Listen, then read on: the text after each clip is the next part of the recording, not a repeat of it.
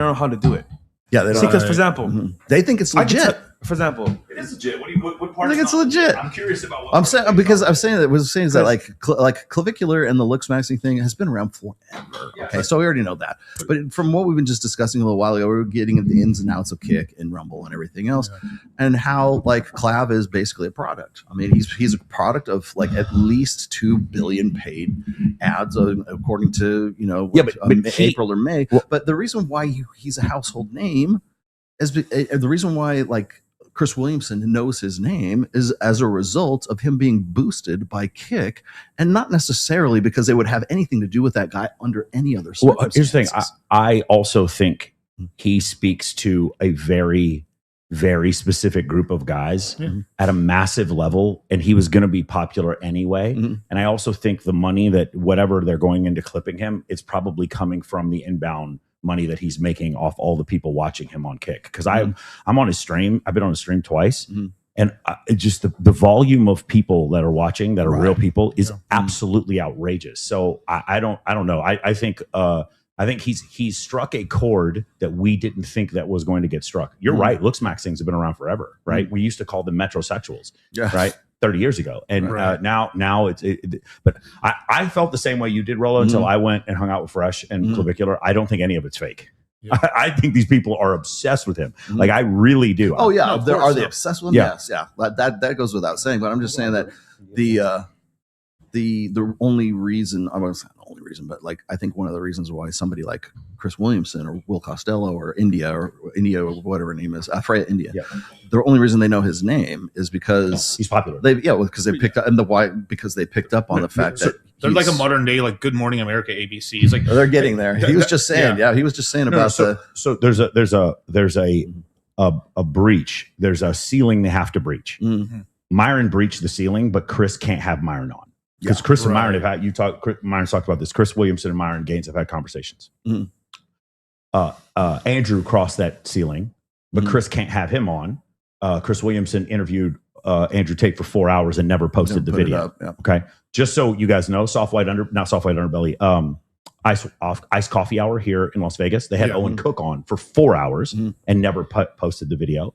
And not soft white underbelly, but Jay Shetty, and there's one other one where James Sexton was talking about you and me, and then they cut our names out of it. Okay, the part with Clavicular is he's too popular with too many people, and they're not going to have him on the show, but they will react to him because at some point it was just like, did you see the New York Post wrote an article about me and Orion Terabane yesterday or 2 days ago? Yeah, so the New York Post, why are they writing that article? You read the article with me. Was there anything in there that was even damning about me or no? Orion? Actually, it made you look good. Exactly. Honestly. But what was it? It was, and then they said $10,000 for my course. I don't have a course for $10,000. It's $27. Look up $27 Men of Action right now. Just look it up.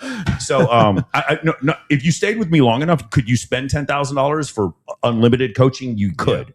I'm not going to tell you can't. I'm saying the course being $10,000. Do you still do the live-in? Yeah, I don't do the live-in anymore. Oh, okay. Yeah, I have my girlfriend was not happy about the live-in. I used to have a client live with me. Anyway, but the point is, where did that $10,000 come from? It came from the made-up story that James Bloodworth made about me in the New York, in the London Times. So she's picking up third hand. No, what I'm saying is, what amount of work did she do to write that article? Nothing. None. She got my photos from Shutterstock, and then she rewrote what someone else wrote about me and produced nothing and asked me no questions. It was fluff. It was a throwaway piece. This was if this took Kira Breslin more than an hour to write, I need to introduce her to some better AI models because there was not a lot of work in there. It was 2 paragraphs on each one of us. And to be fair, Owen Cook and Casey Zander are both bigger than me, and I got front billing over them. And so where does that come from, right? It's just like it's swagger jacking. It's clout jacking. Why did Inside the Manosphere have Sneeko in it? Why? Can someone explain to me why? I'm not trying to diss Sneeko. What does Sneeko today have to do with the Manosphere? What? Absolutely nothing. Why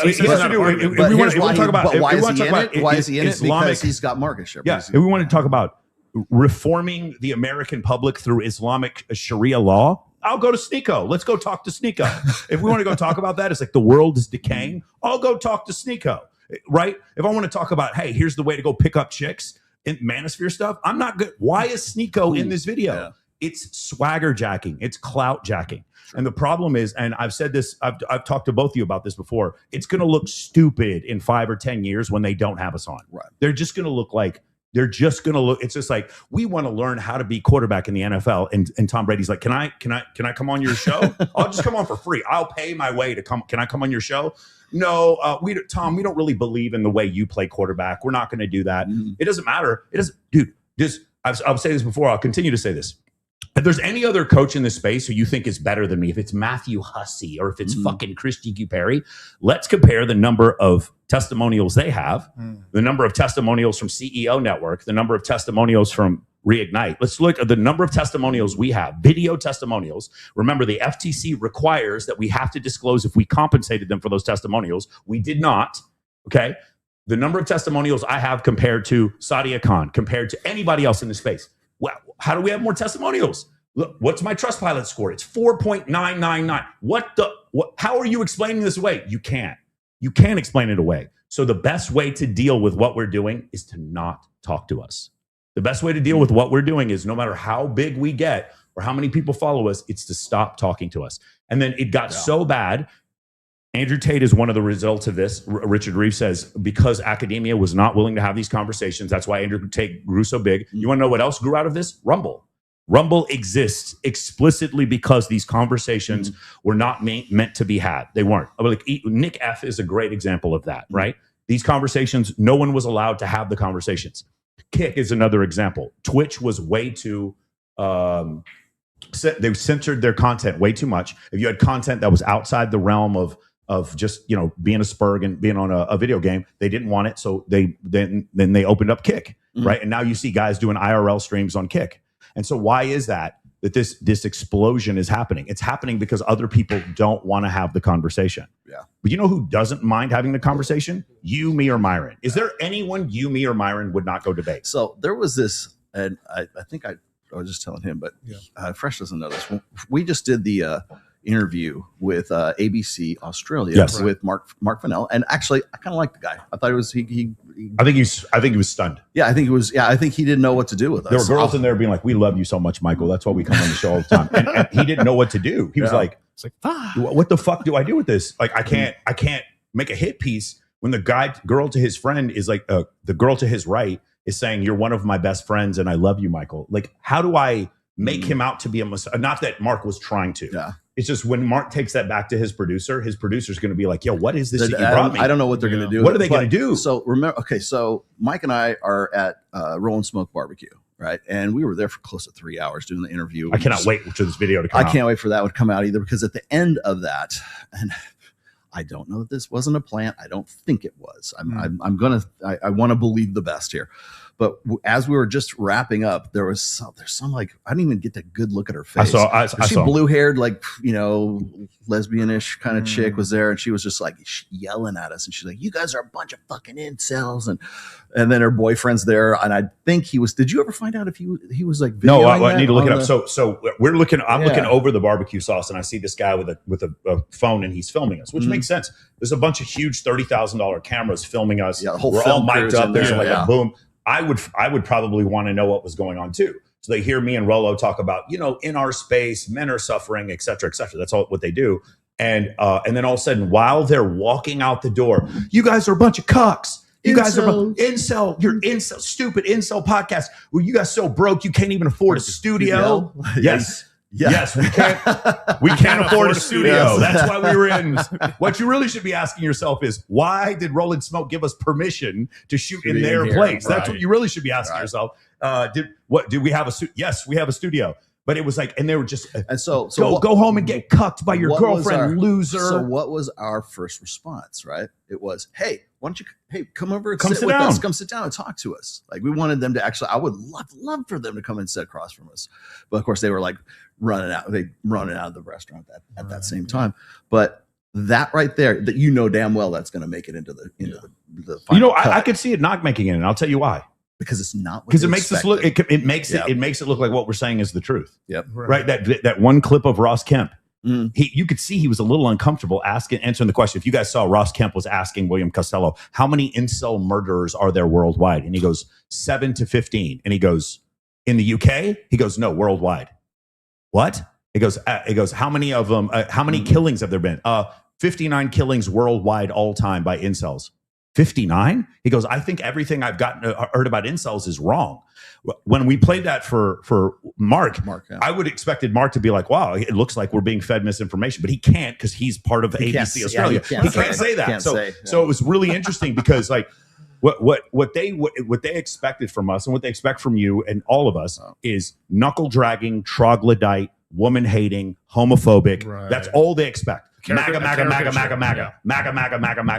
I'd say the four of us are probably best 6 out of 10 Trump supporters, honestly. Like I'm not, I like him, but I like him way more than I like Kamala Harris. Right. But it's not like that. I'm not dying. I don't have a red hat, put it that way. Yeah, for sure. I don't have a red hat. I've never worn a MAGA hat. You know what I'm saying? Sneeko has. Guess that's why he was on Inside the Manosphere.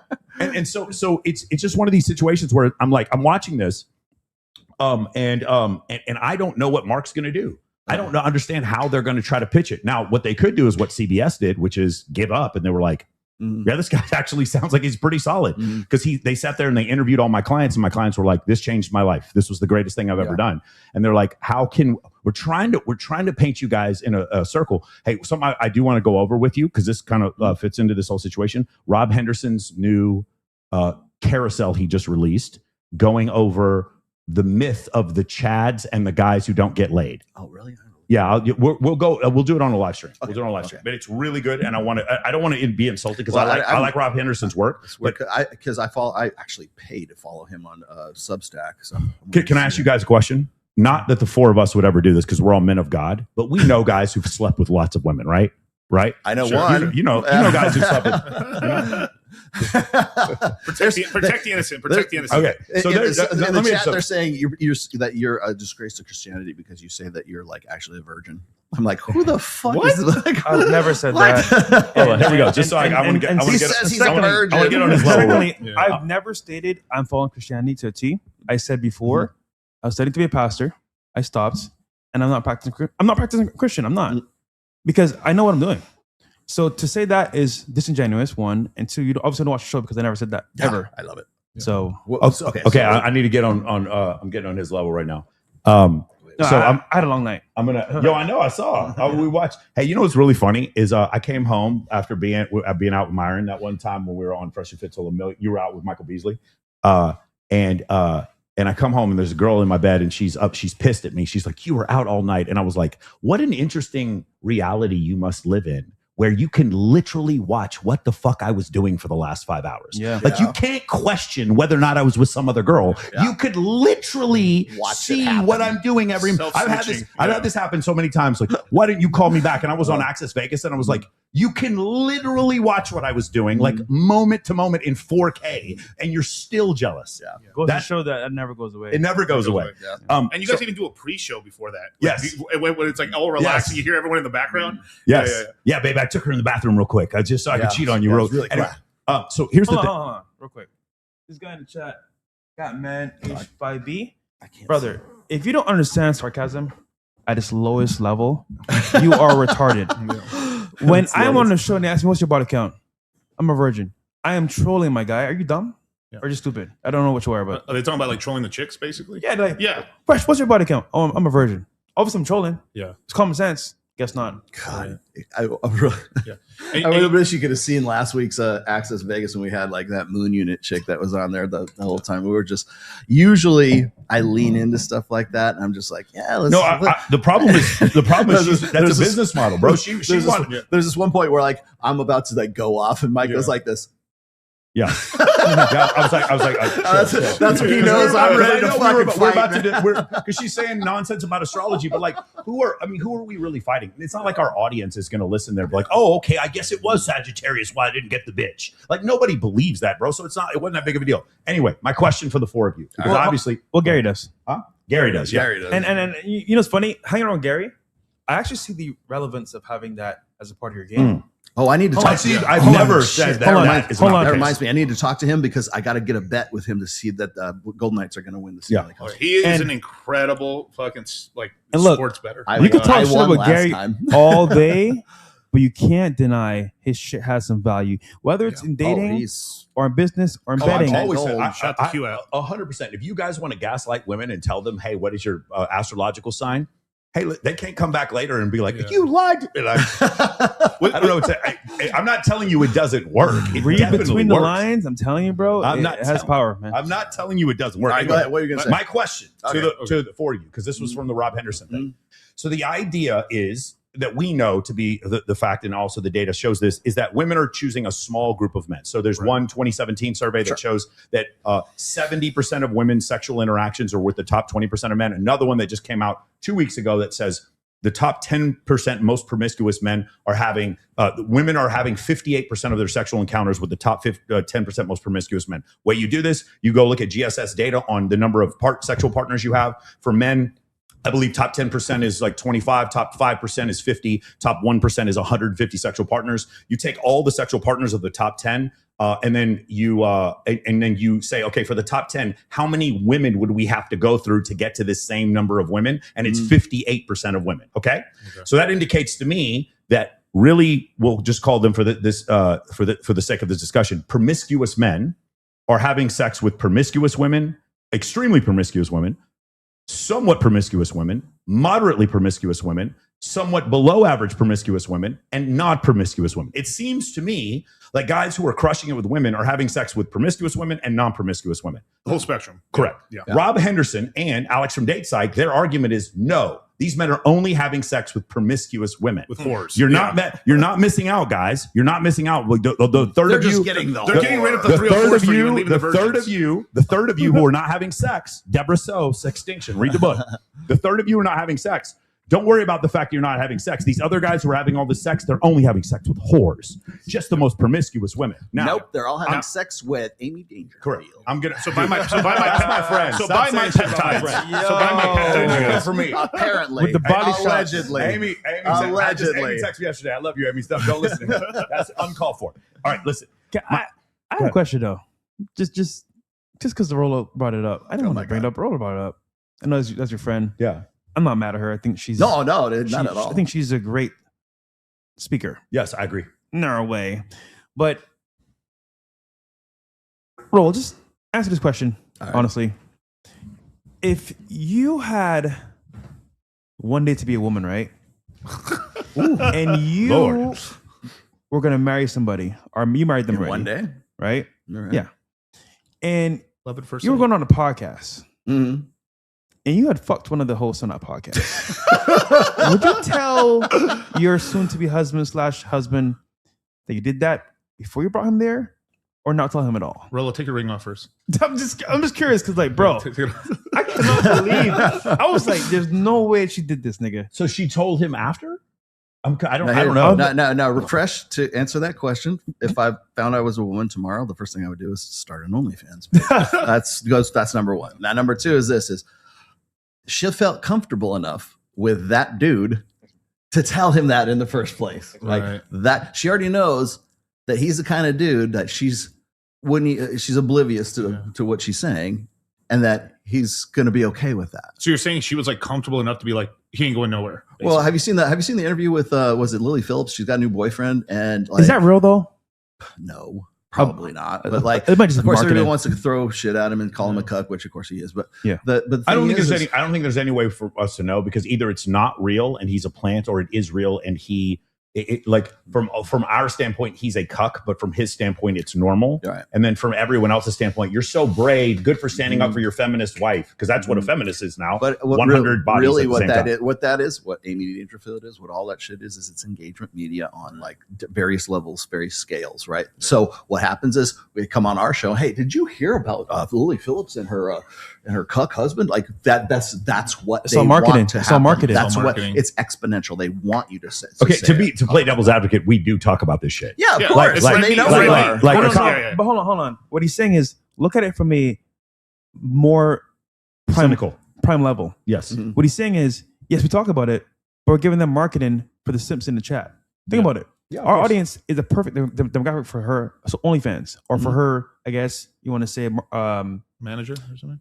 management, right? Yeah. Because we're giving her free marketing to our audience, even though it's to roast them. Right. Some guys in chat will be like, you know what? Well, Damn, I do want to see what of happened course, there. do we all Is remember? he fucking on our camera? You No remember- way. You remember when Adam 22 decided to whore out his wife, Lena the Plug, too. Of course, she's already a porn star to begin with. So, like, what's the? Well, what's she had the never point? filmed with a dude before that. Yeah.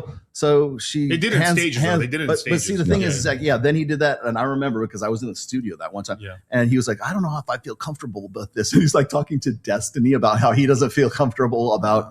But that I agree with you. That was a setup. And so I think Adam 22 has no trouble. It's not the actual movie itself. That's the event. It's everything that leads up to that event and everything that kind of follows after that event. The same thing with was the boxing match between Adam 22 and Jason Love. And Jason Love again. That was leads up to the brand event, risk. and then after the event, they talk shit about each other. Right? The event is like secondary to all of the engagement that happens because we're talking about it. The same. I talked about it. Hell, I remember even Matt Walsh was talking about Adam 22 whoring out Lena the Plug and how horrible it was, and he's not even in the same sphere, but it's good. It's content fodder for him, and that's exactly what I think. It's but again, it's what I call it. It's engagement media. I think the four of us are just as guilty as they are. Oh like, yeah. No. What I mean by that is like we keep I didn't taking say it was away- any better. No, what I'm saying is like we didn't come on today going over. Hey, here's 5 peer-reviewed studies we're going to go over today. No, we're talking about Lena the Plug and Adam 22 and clavicular. That's what we're talking about. Now the thing is, I think Adam personally has no trouble whatsoever being naked with other men having sex with women. I don't know. I don't want to extrapolate any further than that. I don't think at any point he had any trouble with this. You on that one. Yeah, for what I'm saying is like for me, I might delete myself if I was in that situation. For him, he feels very comfortable. See, that's not even the point. The point is this: is that's one example. Of Lily Phillips and her husband. That's one example of Amy banging the thing. That's one example of, and it's by various like niches and various scopes, right? Like compared to Adam 22, Amy is not at that level, let's just say, but the same engagement dynamics work for her that work for, I think Adam 22 is brilliant in that because he figured out how to definitely game rich. it. Adam 22 has at least 10 million he's more dollars degenerate because as he did fuck, that. but he got himself respect the game though. But he got himself into bad financial strife because when we went to go visit him in LA, right? One of the first things I saw was like, dude, how is he affording this building? He had this massive building security. I couldn't, like the amount of employees he had there. Like he just had people on the couch just hanging out. Because he's going full hood. Like he's like hood plus rap plus porn. Like that's his shtick. Right. And the problem with that is like you see the one time when the guy comes in with a gun and points a gun at his head. Like that's what you're asking for when you do this. And so it's like mainstream porn and rap. It's like, and this is the confluence between the two. It's like GTA 6. And here's the other thing, like with Adam, is that so if you watch, I like Grand Wizard. Academics. I had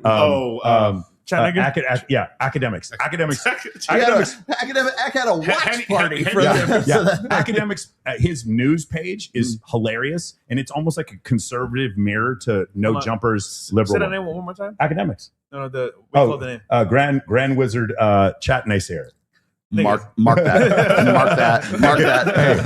Hey, yes. Shout out to him. But his news, the stuff that he posts on there, I will go there and now I'll verify everything that's on there. But he has a little bit of a conservative spin to it, whereas like No Jumper has kind of, and TMZ, especially TMZ, has like a liberal spin to it, and it might be the same article about Drake dropping a new album or whatever. And I think that part's interesting. But going back to the original question. To your point. The original question, all right? So we have our sunglasses of misogyny on real quick, okay? Everybody have your misogyny sunglasses on? Ready? Here we go.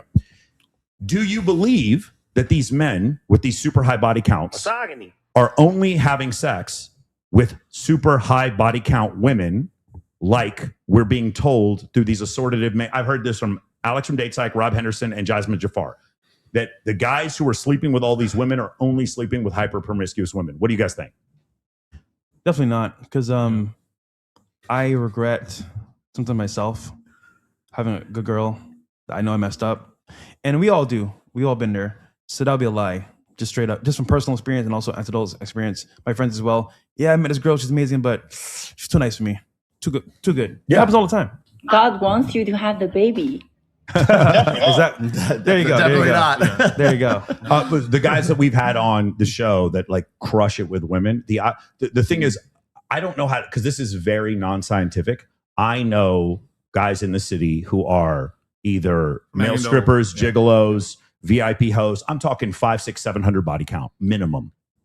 And I'll ask them, like, every girl you've been with is just like a porn star or an escort or whatever. And they're like, no, like more than half the women I'm with are not like that at all. It's an accountant from Paducah, Kentucky. Right. Like that's who I'm with.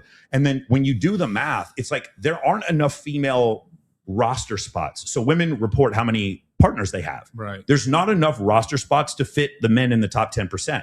There's like, it can't be. What I'm saying is the top 20% of women don't have enough sex with enough men to equal the top 20% of men. In fact, I think the number is like 4 or 5 to 1. What I mean by that is the top 1% of men have 150 sexual partners. The top 1% of women have 35.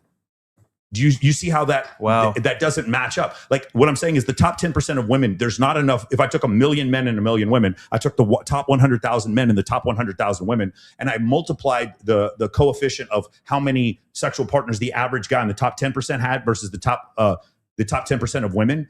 For men, it's almost 5 times as many sexual partners. And so when we look at the Hans Larson data on the GSS, if you guys want to look up that data, the 58% of women's sexual partners are with the top 10% most promiscuous men.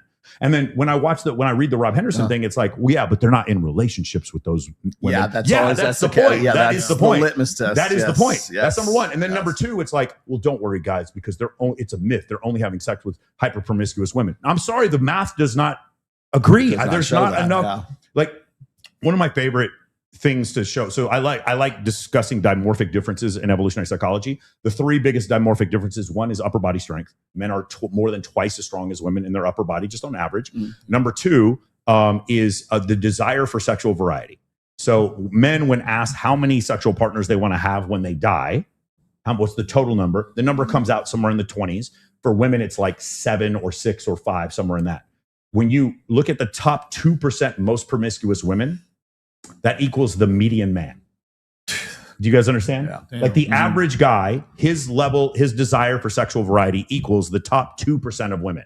Does that make sense? Yeah. Even women who do adult work or escort, even their desire for sexual partners is less than the actual number of sexual partners they have. Yeah. Do you understand? And you're talking about lays, not relationships. Yeah, I'm talking about individual, because that's a number we can look at. What we can't look at is good sex in a relationship versus bad sex at a frat party. I don't have data on that. If somebody has census data on that, I want to see it. What I can look at is sexlessness for a year. That's very clear. The amount of men that go sexless for a year, that number keeps increasing. Yep. The amount of sexual partners for the bottom 33% of men, I know that keeps going down. And the amount of sexual partners for the top 10% of men, I know that keeps going up. I know that the amount of sexual partners for the top 5% of men for over the last 15 years, I believe, went from 38 partners to 50. So what you're saying is the number of like basically the number of like fucked pussy keeps staying the same and actually gradually increasing, but it's only like it's tilted. It's tilting like this. Yes. So if I were to take the body count for women in general, I'm going to get a line. Right. As they get older, I'm going to get a line. So that as they get older, the number of bodies they get will increase. Correct. Yeah. Over time. For men, I'm going to get like, or for the women who have the least amount of sex, they're going to be over here. Right. But like it's 20% of women who haven't had sex in the last year. It's 33% of men who haven't had sex in the last year. So we're going to get this number of people with this number of bodies, this number of bodies, this number of bodies, and we're going to end up here at 35% for the top 35 bodies for the top 1%. Okay. So we're going to start at 0. We're going to go to 35. For men, it's going to be 0 for like the first 23, 25%. Then the median is going to be 5 or 7, depending on who you ask. Then when we get to, so ready. So we start, I wish I could graph this out. I'm going to get ChatGPT to graph this out. Yeah. So it's like 0 for the first 25%. Then when we get to the median, we're going to get to 5 or 7 bodies. Then when we get to the top 10%, we're at 35 bodies. Then when we get to the top 5%, we're at 50. And then when we get to top 1%, we're at 150. Right. I don't even think you can get hired as a host in Las Vegas if you have fewer than 150 bodies.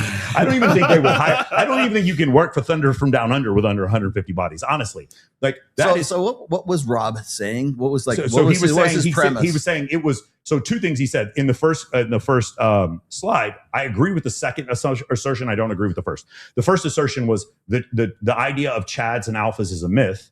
Disagree. He did not provide data to show me that that's a myth. Right. But then he said, and this data can create resentment. I do agree. Yeah. That it does definitely, hypergamy does create resentment. Not for me, not from him, not from you guys, because we're on this side of the hypergamy scale. Right.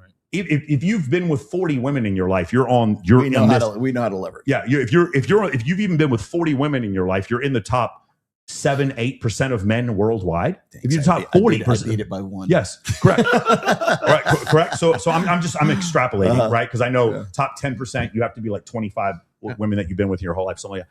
So for us, like not us, obviously, not us. But I know guys that have been with more than 100 women. Yeah. Oh, that's crazy. I know it's insane. But I've heard a guy has shout out Sterling 1600 somewhere. I have no idea what you're talking about. You know what I'm saying? Yeah, they don't count if they are below a 4 or if you have to pay them. And it's funny. Just to add to what Rolo was saying, when you put your body count as a measure of how good you are as a man, it's crazy because like the older I get, I'm kind of like, I'm not ashamed to say my body count. It's more like, it's not important anymore. Right. It's not a measure of like my manhood. It's just a matter of like, okay, I did this. Great. Now let's move on. And the funny part is, it just was experience. But to what level of experience? Because if I spend all day fucking bitches, you're not doing nothing. I've not really done anything as a man Yeah. of actual merit. I've just fucked a bunch of bitches. Right. So, okay, do I need a trophy now? Like what's the? So are you leading towards quality now? No. What I think the part that we're missing is the guys who don't have the same body count, had they had the same opportunity, would have the same body count. That's my point. Well, so that's the part we keep missing. It's the girl is married to a guy who has a body count of 5, and she thinks her husband is better than me if my body count is greater than 5, not recognizing that if her husband had my opportunities, he'd have my body count. Does that make sense? Right. Yeah. We went over the desire for number of sexual partners. A man with no muscles is not a peaceful man. Right. You can't conduct violence. Because your husband can't get laid doesn't make him better than me or more moral. It means women don't choose him, and had they chose him, he'd have the same body count hypothetically that I have. Was it Ron White was talking about the difference between one guy who like cheats on his wife and Tiger Woods, who like cheated on her like so many times. But you look at the amount of women that were like, would have fucked Tiger Woods, then you could say that Tiger Woods is actually in a better spot for that position. He's like, I know exactly what you're talking about, because he's like, he loves that woman. Like, he's only cheated 9 times with 11,000 people coming after him and stuff. If you do the ratio, if you do the math, his love for his wife is crazy. You want to know what every single one of those women talking shit about Klay Thompson after the whole Megan Thee Stallion thing have in common? Every one of them would fuck Klay Thompson in 1 second if he messaged him. If he messaged him, these women would throw themselves at Klay Thompson. Sure. I got the same guy that Megan Thee Stallion got. I understand what you're saying, Fresh, because I got to a point where I'm just like, what is it? Like once I got past 50, right? All this pretentious bullshit about like, body count this, or I want a girl who doesn't have a low body. I'm like, I want a chick who's DTF. I want a girl who's hot and wants to fuck. That's basically it. I'm good with that. I don't care. What is your body count? People always think that because me and Myron did that one show, or a couple shows actually, where we talked about like body count and how it affects, marriage, contentment, and bonding and all this other stuff. And I think we actually came up with 6, which is what all the eggheads finally came up with later on. We just got to it 2 years earlier.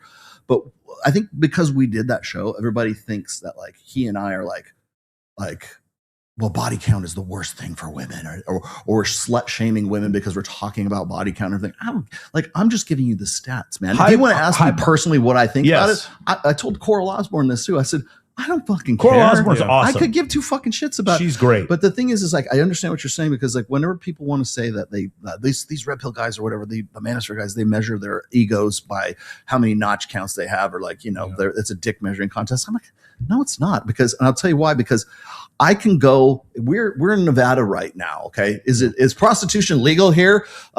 Mike Sartain? No, not in Las Vegas, but it is legal in places in Nevada. But it doesn't matter, because the thing is like, if I say I have a 100 body count, but 90 of them were hookers I bought or escorts that I fucked. Does that mean, what if I have 100 body count? Or and there trannies. weren't? Let's not shame the trannies. Okay, Let's not shame them. Not Trannies shame are them. have equal Brazilian trannies. Brazilian trannies Yes. are equal rights to a body. Yes, Is that, exactly. Can we all agree to that? I see what you did there. But you see what I'm saying? It's like I don't think it's a good metric, because a guy who gets laid 100 times with prostitutes and a guy who gets laid and he's never had a prostitute in his life, those are qualitatively much different situations, skill. right? Yeah. So there is that. But the other part of it is like when everybody asks me, or they think that if I go into do a whole episode dedicated to body count, they think that because I do that I must be on their side. That I must think the same thing. Oh, Rollo's really about this. But you know why they have a problem with that? Because they don't fuck. There are guys that don't fuck, and the guys who don't fuck think that body count should matter more than it does, because it helps them cope with the fact that there are guys who don't fuck. And I've written several essays about this, and people are going to just run me up the flagpole for saying this. I don't give a flying fuck, because it's been done a million times. But the thing is like, that's easy for you to say, Rollo. You're not dying of thirst right now. Well, it's intrasexual competition is what Rollo. it is. It's guys. Rollo. So a guy can't take on him because he's got better upper body strength than it. This is a guy that fucks, okay? A guy who does not fuck. Of course, our team fucks all the women. He's got to find. Hypothetically. Yes, You're talking about a hypothetical guy like Protect the innocent.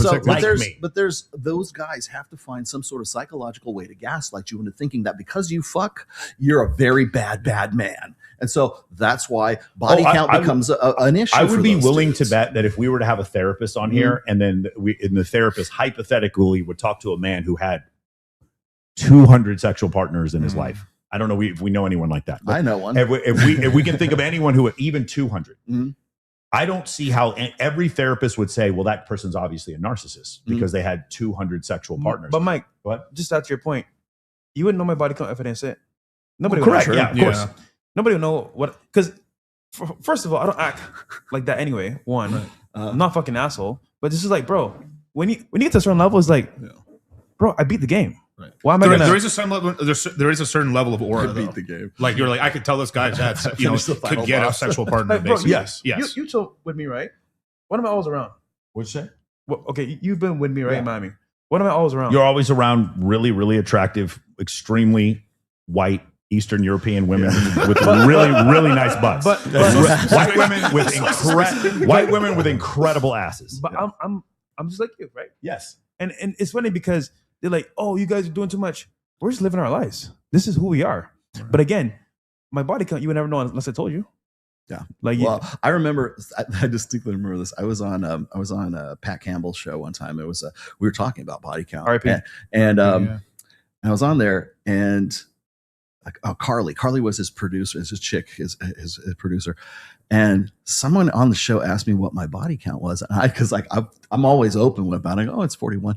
And you could hear this audible gasp in that, because this is Tulsa, Oklahoma, right? They're like, how dare you? And like they thought I was a man whore. And I'm like, the guys that I know who are like in the triple digits, they think I'm a rookie. They think I shouldn't even be giving advice because I don't have my numbers aren't up enough. I don't have no receipts. There's no streamer in Miami that's below 100. I don't think there's. Can you think of one that I would be below 100? I can't think like every streamer. I'm like calling people out, but like there's no. Unless they're like hyper religious. It's not the reason why is if I'm talking about the IRL streamers. Yeah, well, maybe I don't know. Maybe Larry Wheels isn't, but the and I'm not trying to make fun of him, but he's picked. He chose to be with one woman, right? He's a nice guy. Well, it's nice you don't get no hoes, man. But what I'm saying is, I think. Let me say this a different way. I don't think there's any streamer who, if they didn't want to, couldn't get to 100 very quickly in Miami. Because again, I watched what Androgenic and Clav and all those guys when I was at Clav's Club, and the women are throwing themselves at these guys, and these are attractive women. And I was just like, yo, this is wild. And I'm as a person who I get, for being almost 50 years old, I get a lot of women in, like, if I was single and I wanted to date a different girl every day, it would not be very difficult.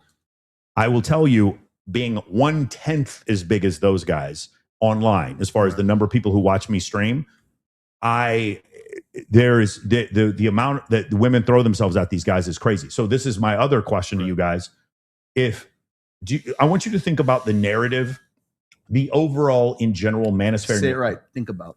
Think about this. Think about this. Think about this. The overall general narrative that men have about women from the manosphere. No resentment, no hatred, just in general. Do women care about status? They do. Do women care about money? They do. Do women care about clout? They do. Do women care about looks? They do. Okay. Do women care about personality also? They do, but they also care about clout and the looks and the status that we said before. Okay. But they do. Yeah. Now, when we say this, then we get pushback from the other side. We're not going to say the blue pill. We'll just say the other side.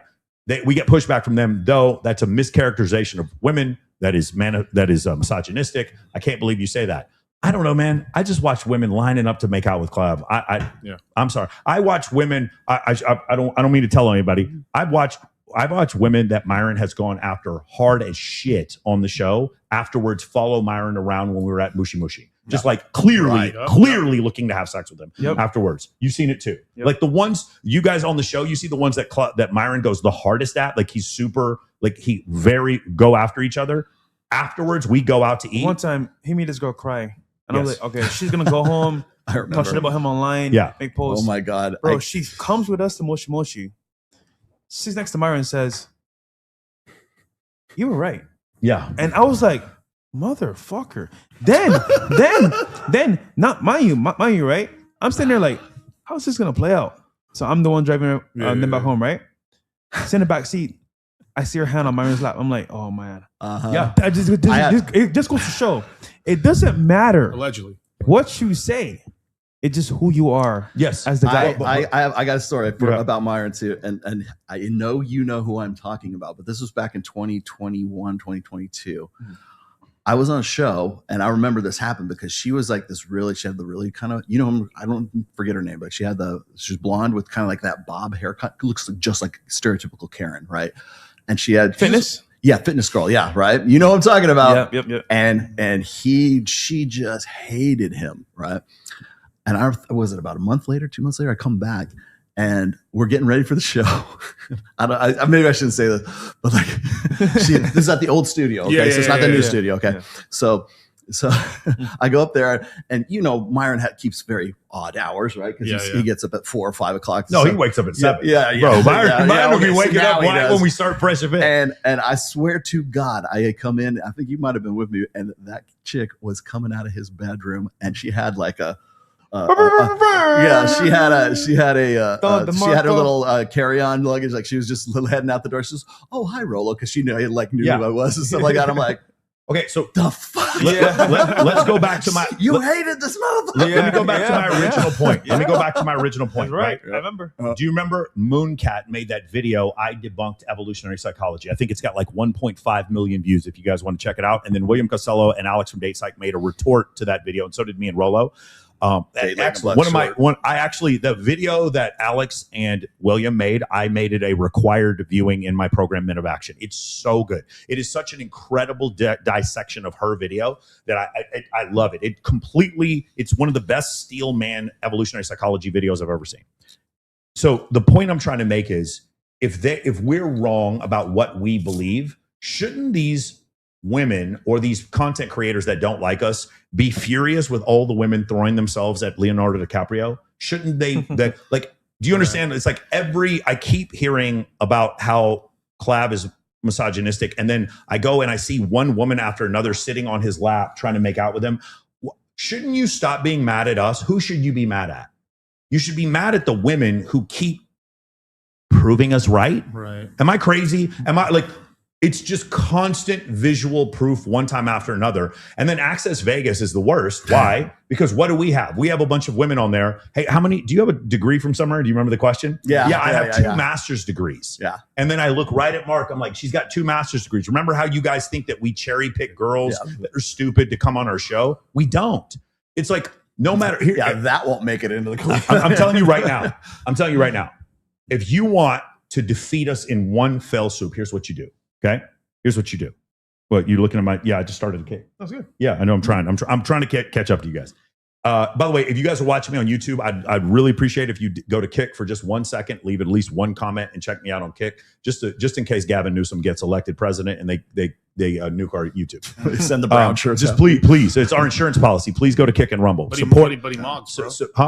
He Moggs. He supports guys. Please support Kick and Rumble and X because they support our freedom of speech and I love YouTube and I love Instagram. Obviously, that's where I'm strongest. But YouTube, Instagram, Facebook, and TikTok do not support freedom of speech like Rumble, Kick, and X do.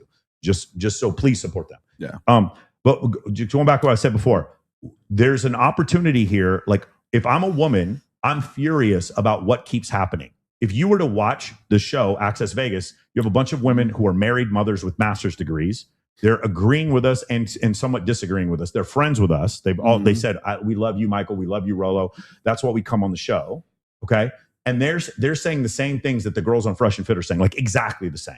The only difference is the girls in Vegas don't call themselves tens because they all have to compete. The girls here have to compete with each other for the pool jobs. And so they know if there's nothing wrong. If you're a Vegas 7, you're still incredibly hot. I got a question for you. Go ahead. Okay. So whenever reading something like Rob Henderson's like stats, right? Or like, remember on the show, everybody was saying, oh, you guys come in with this data and the stats and everything like that. And I've talked about this on a couple of occasions. Like, I think one of the things that we kind of get lost in the sauce with is we always trying to find the latest study, the latest research that, experimental research, whatever it is in the lab, whatever.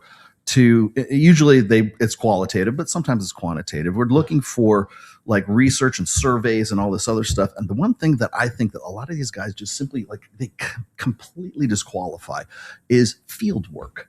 Like being out there and watching this shit happen and observing it. And I thought it was funny because was it Jane Goodall just died recently, right? Yes. And that's all she did was field work. Sit in the jungle and watch what was fucking happening right there. They didn't go and give the gorilla surveys to hey, do you like that little female gorilla over there? No, you have to be right there and observe it. And yet we have this like godlike respect for like Diane Fossey or Jane Goodall, people who are, I can only think of them off the top of my head, but researchers who have to be in the field to observe what's happening so that they can take notes and make the studies. If I were a researcher, why can't we do that? Why can't we have the same level of respect, at least to some degree, for guys like you, guys like me, guys like these guys who we've been here, we've seen this happen, but no, maybe you guys have your own programs and you guys are on the take, so there's something wrong with you. It's like, no, we see this happen.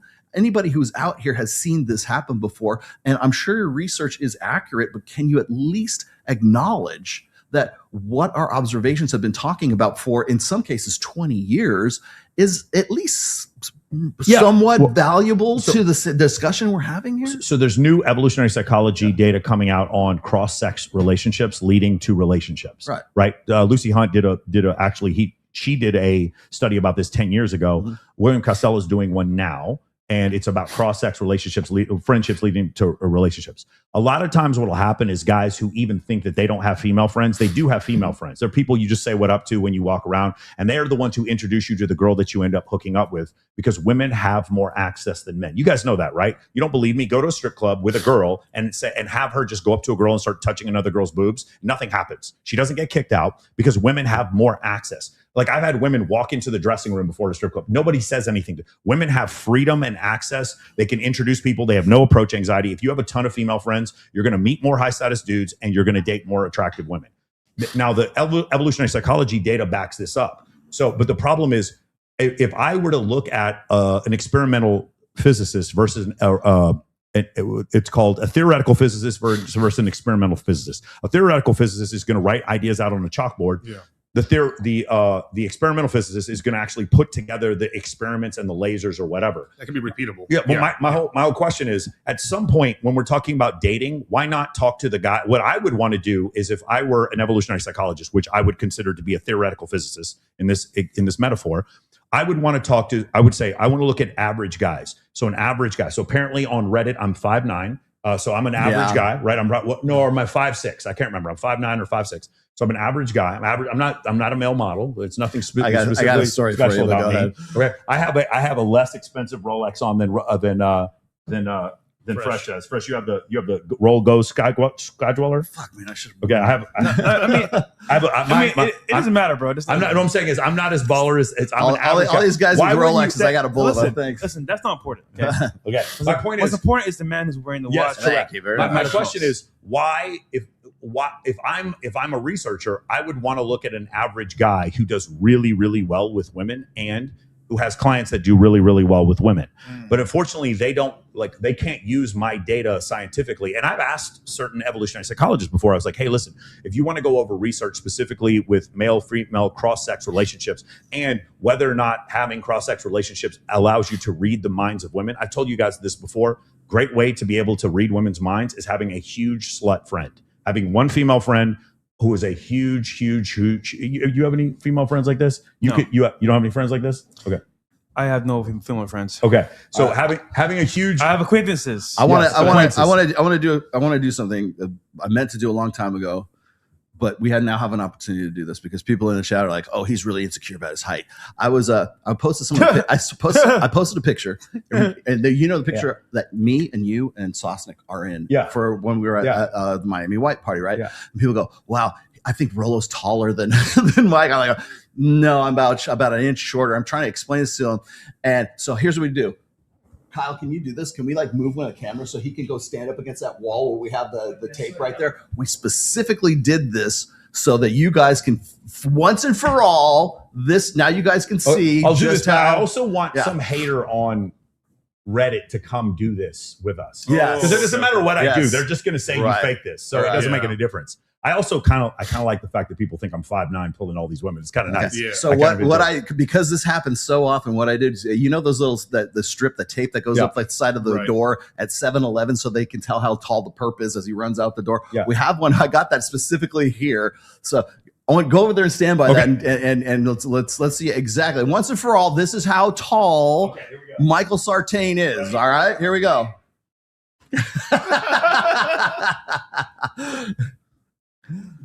There we go. Wait, turn around. There you go. Okay, so you guys can see with the hair, he's about six. No, it's not the hair. This is so you don't know, right? So my skull. Have you ever seen a xenomorph in Aliens? You know how big and long my head is. So the Anunnaki skull. The top of my skull, my head. If I were to shave my head slopes down like a slide. Okay. I have this big. You know the cone heads? Yeah. If I shave my head, I look like a cone head. I have this big, so the top of my skull is actually the same height as the hair in the front of my head. Sartain's a star child. But if you take it, go over here, it's about a little bit more than 6'1", so that's about where I'm at. So, I don't know, anybody else want to check this out? There it is. That's it. Obviously, I'm wearing shoes that have lifts in them. Yeah. He's not standing on a phone book. Yes. He's not standing on a milk carton. These are Jordan 404s. The top of my skull, because I have this huge xenomorph. Someone said full screen. Full screen. It doesn't matter. All you did was give the flat earthers more reason to believe the earth is flat. No one will care. The first thing, fake. It's fake. It's fake. It's so incredible. Right. People will lose. People will be just, I hate Michael Sartain. They'll just be going crazy or whatever. Guys, I'm gonna say this. I wish I wasn't 6'1". I wish, because I could sell more. I could sell my product more. Yeah. But unfortunately, that's what I'm at. What height would you want? I mean, if for that for my program, 5'6".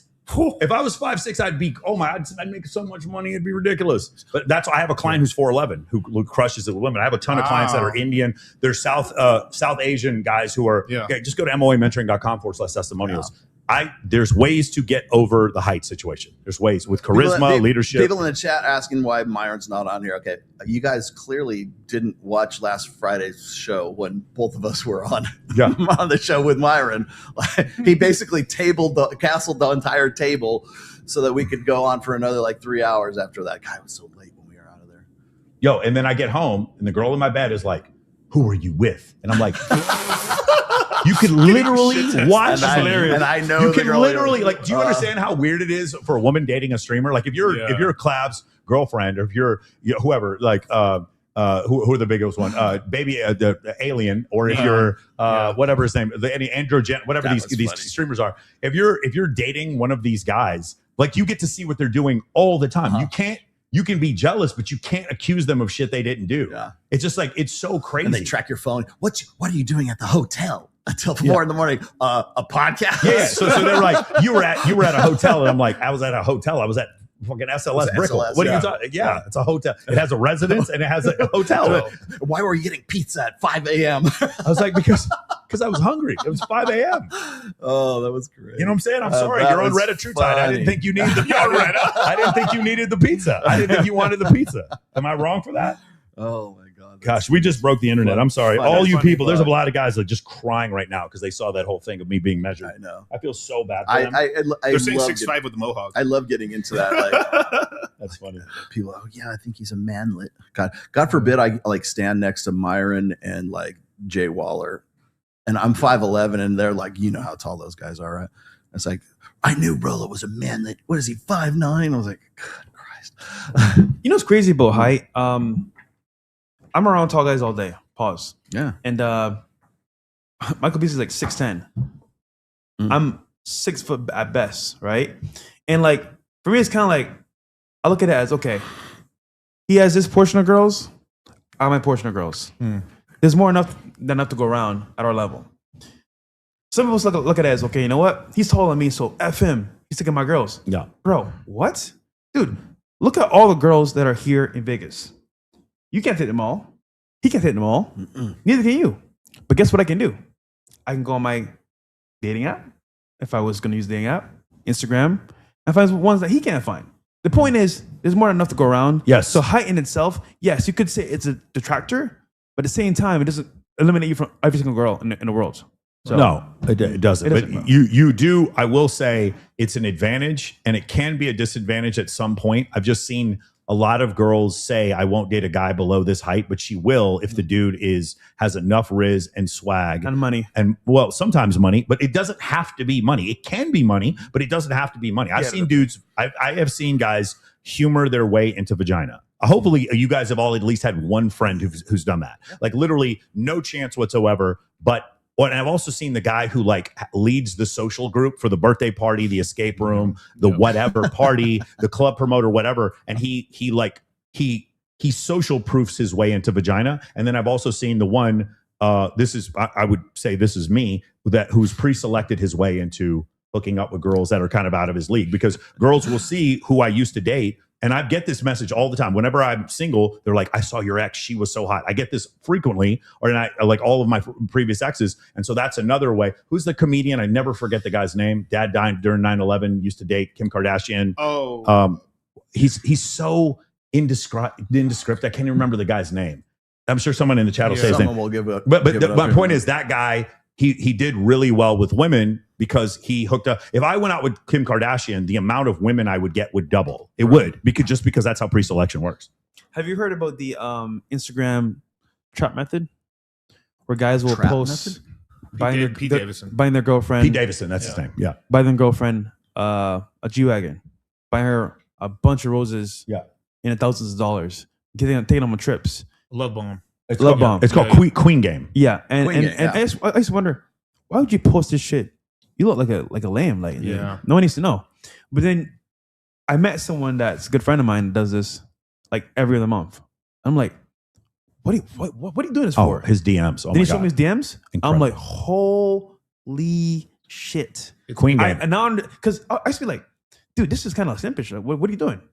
But then when I saw the line of girls DM him, like, hey, what are you doing this weekend?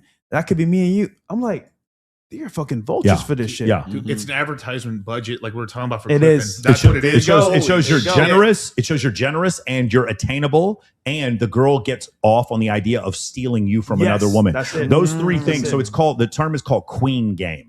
Queen Game. Queen Game is Game. you make one girl look like your queen with the express intent of getting other women to slide into your DM. So it's the picture in front of the Eiffel Tower. It's getting her a car. It's going up the ski lift and having the people behind you take a picture of the two of you on the ski lift. I knew one guy, he literally, all this guy did was cheat on his girl and then post pictures of him like with his girl doing all this stuff, and his DMs just packed full of women. And again, I'm going to say this again, like, the problem is you keep telling us we're wrong, and then we keep doing things that we say are right, and it keeps working. And I don't know how, if I'm a woman and I really don't like this content, who I really, really, really am angry with is the women sitting on Clav's lap, the women going on Fresh and Fit, the women who keep dating the guys in this space. And the other thing I loved about that Mooncat video was we were incel podcast. And I'm like, you can say a lot of things about me and Fresh and Myron and Rolo no Fugazi and Brian Atlas, but the idea that we're involuntarily celibate is just factually incorrect. That it just isn't true.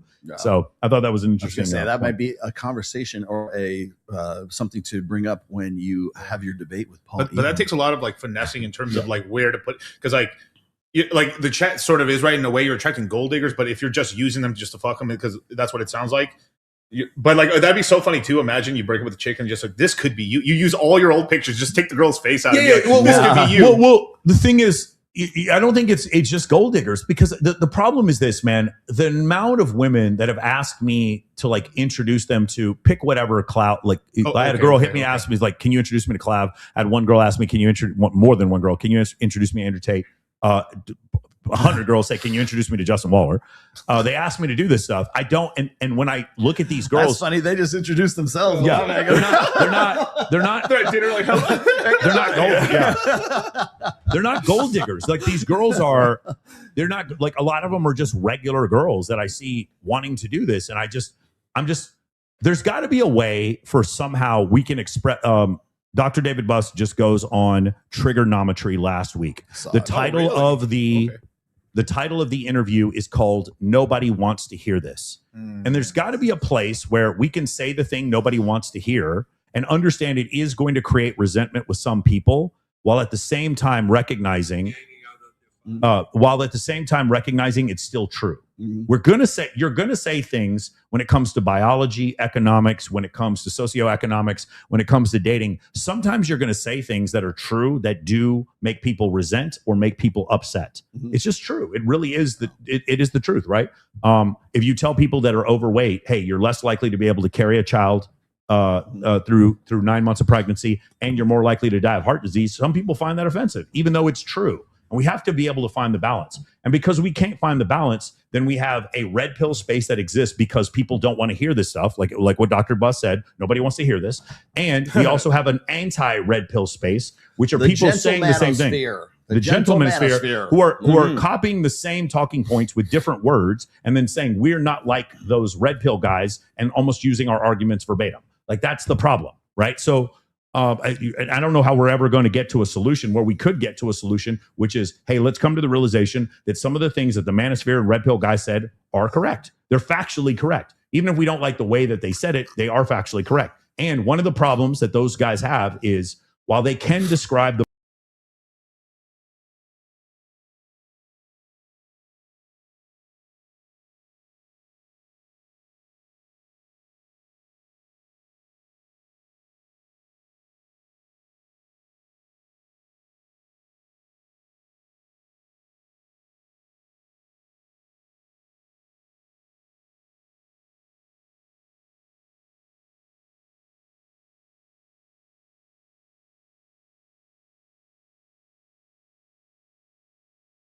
StreamYard? Yes, StreamYard kicked me out. You guys are back up now. Oh, we're on. Okay, good. All right, We're we're on. Okay, good enough. Ooh, what happened? There we go. Now we're good. Why did it kick you out of Sue? Sometimes it kicked me out before too, but it didn't turn the channel off. Well, I'm still up, so that's fine. Yeah. That's all that matters. That's we have fail safes. We have redundancies here. No, I was going to say is that I watched there's an article recently. Essentially, it's the same fucking thing over and over again, which is, men need to do better. It's men's fault that the marriage, if men were better, then women would want to marry them and stuff like that. And it's, again, you're going back to this marriage as sort of the litmus test for all of this. What I want to talk to Fresh about. Now, all this stuff that we've been talking about, like, what we've been doing for the last, 6 years now, right? 6 years, yeah. I was one of the first, it's funny is when Myron kicked off all the girls on last Friday, the first question I said, I was looking at him, I go, aren't you getting tired of all this? And he goes, well, he was really honest about it, right?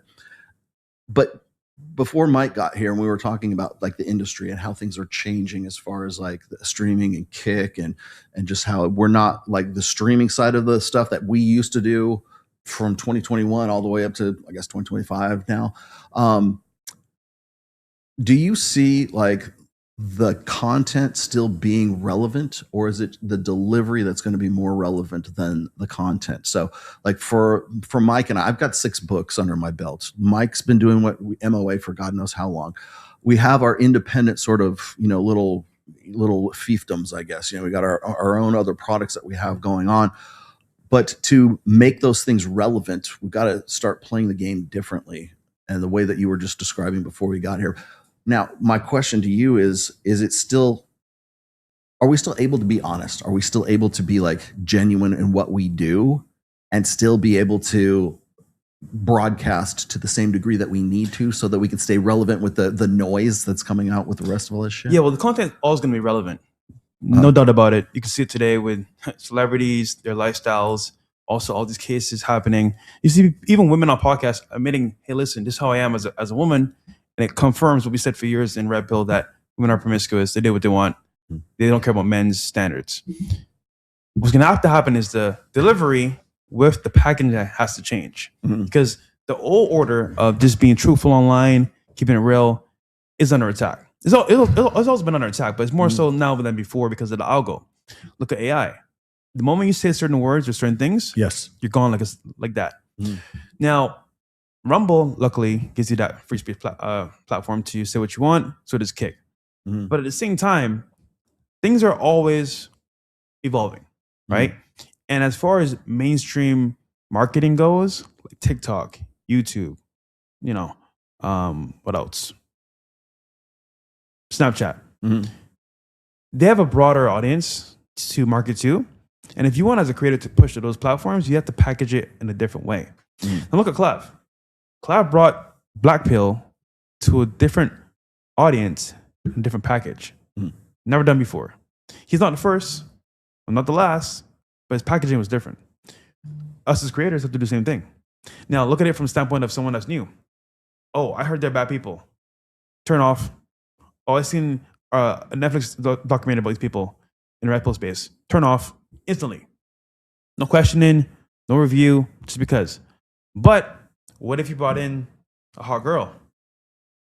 And the hot girl is saying, Rolo changed my life.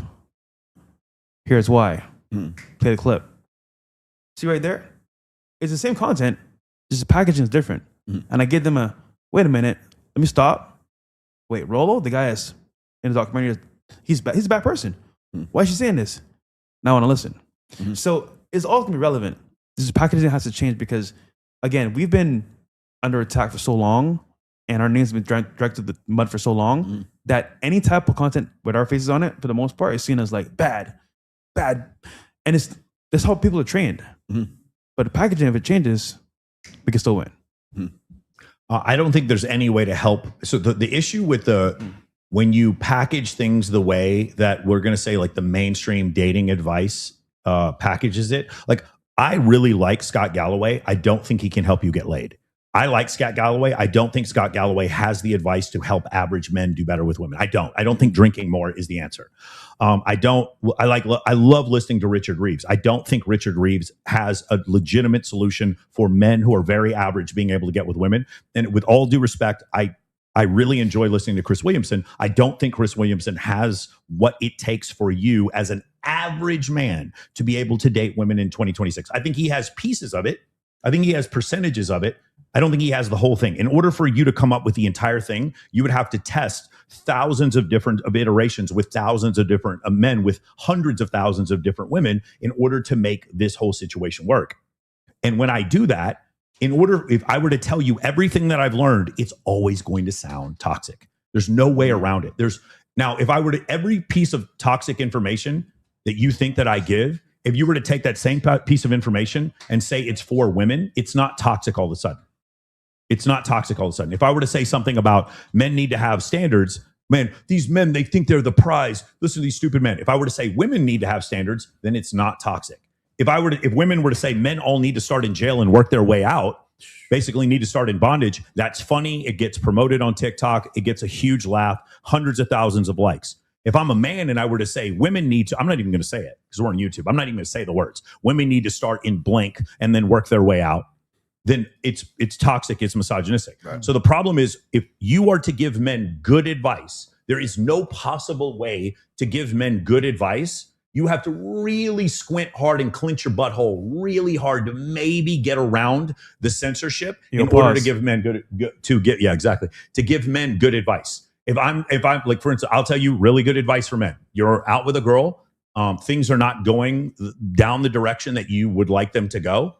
You yawn and you say, hey, let me call you an Uber. I'm had a great night. Let me call you an Uber. I need to get up and get some work done tomorrow. Okay. Even if you don't have work to do tomorrow, I recommend guys do that. You're setting a boundary. You're letting her know, hey, listen, it's not that you're just wasting my time. I think I'm wasting your time. Let me buy an Uber for you. I've done that before. I've had my clients do that before. And then crazy enough, as soon as they actually push the Uber and the girl see that he's not bluffing, the girl all of a sudden wants to stay. Isn't it funny? She wants to stay at your place. Now, for somebody listening to this, God, that sounds so manipulative. No, it's a game. It's a push and pull game that goes back and forth. Yeah. And if it was toxic, like, why does it work so well? Like, I don't understand. Or another thing that I've happened is the girl does go on the Uber, and then next time she hangs out with the guy, she realizes, okay, I've got about a 2-hour limit with this guy.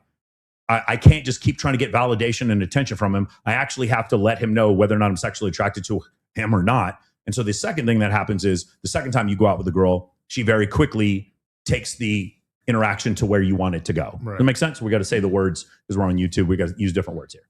Mm-hmm. So that comes off as toxic. Another thing I will say before is if you had a date with a girl and she stood you up, I would tell guys, post you having a blast doing fun shit, whether or not it's in a nightclub or out with your friends or out deep sea fishing or in Jamaica or whatever. Post on your IG that you're out having fun and don't message her back saying, why didn't you message me back? You stood me up. Yeah, my feelings are so hurt. Ignore. And then when she looks at all your stories and then you inevitably get a message, oh, my bad, I'm sorry I didn't message you back. Your response is, oh shit, I forgot we even had a date. I've had guys do this. They say, Michael, 10 out of 10, great advice, it works. But doesn't it sound toxic?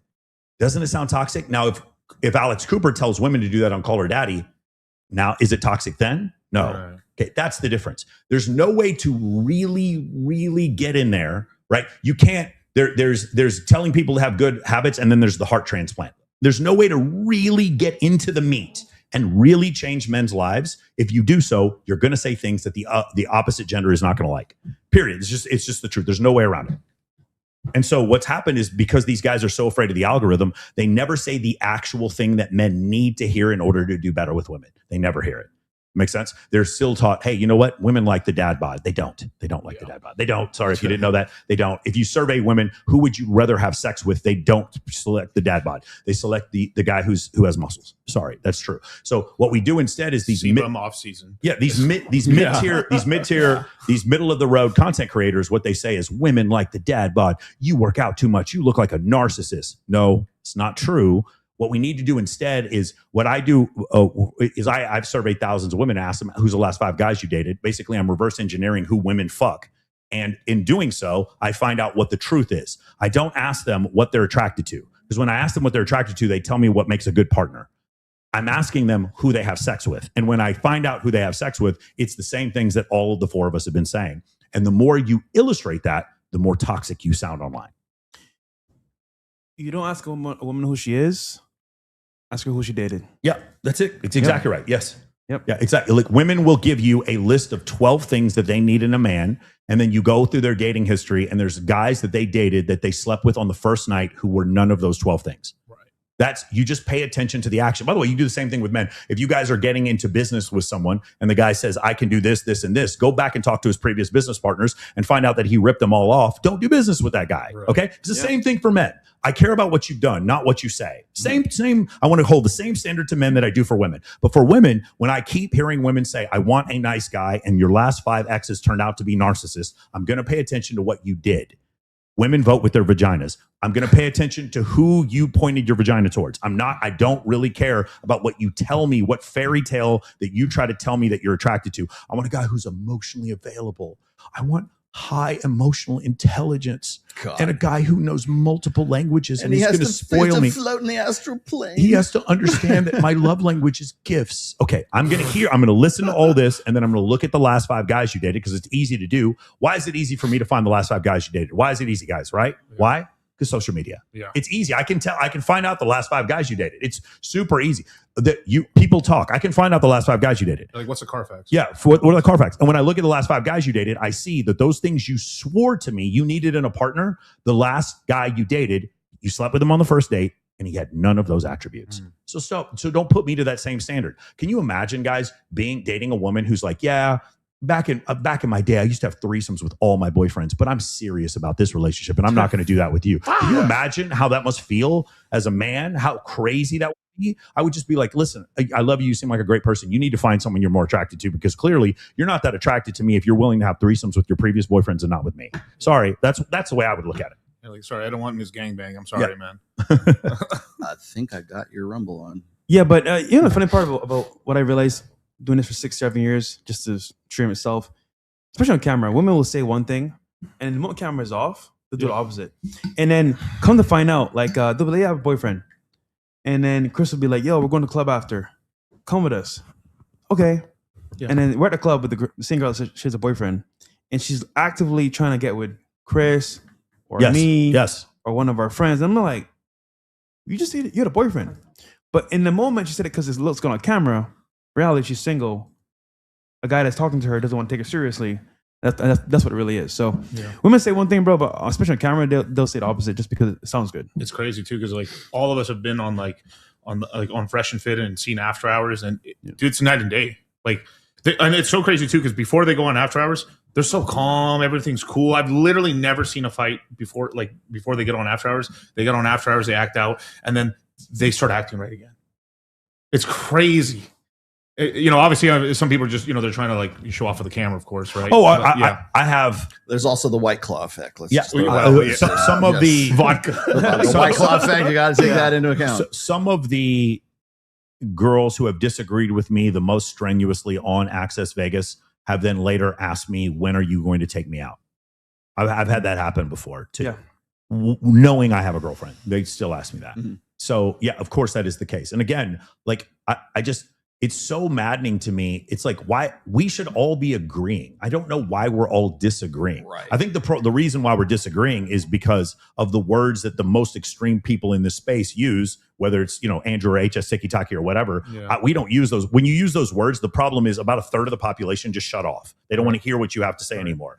And so there's a way to do this without using the words, even though the audience resonates with the words, right?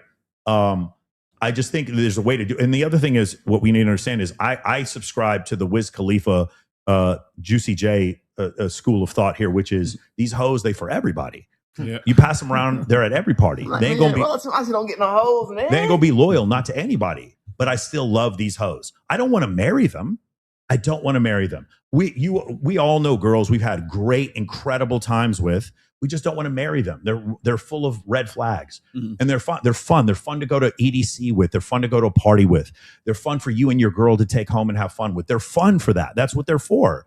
We don't hate them. I don't hate them, but I also know I don't want to be in a relationship with them, and that's the whole thing. Yeah. And because they don't understand that, and then they hook up with a guy that maybe not me, but some other guy they see as super high status because of the money he makes, or how good looking he is, or how charismatic, or how much clout he has, and they think, well, in their estimation, this guy's a 9, so I can get a 9 to settle down with me. No, honey, you had a threesome with me and my girlfriend. That doesn't mean we're settling down with you. You're confused about what's going on.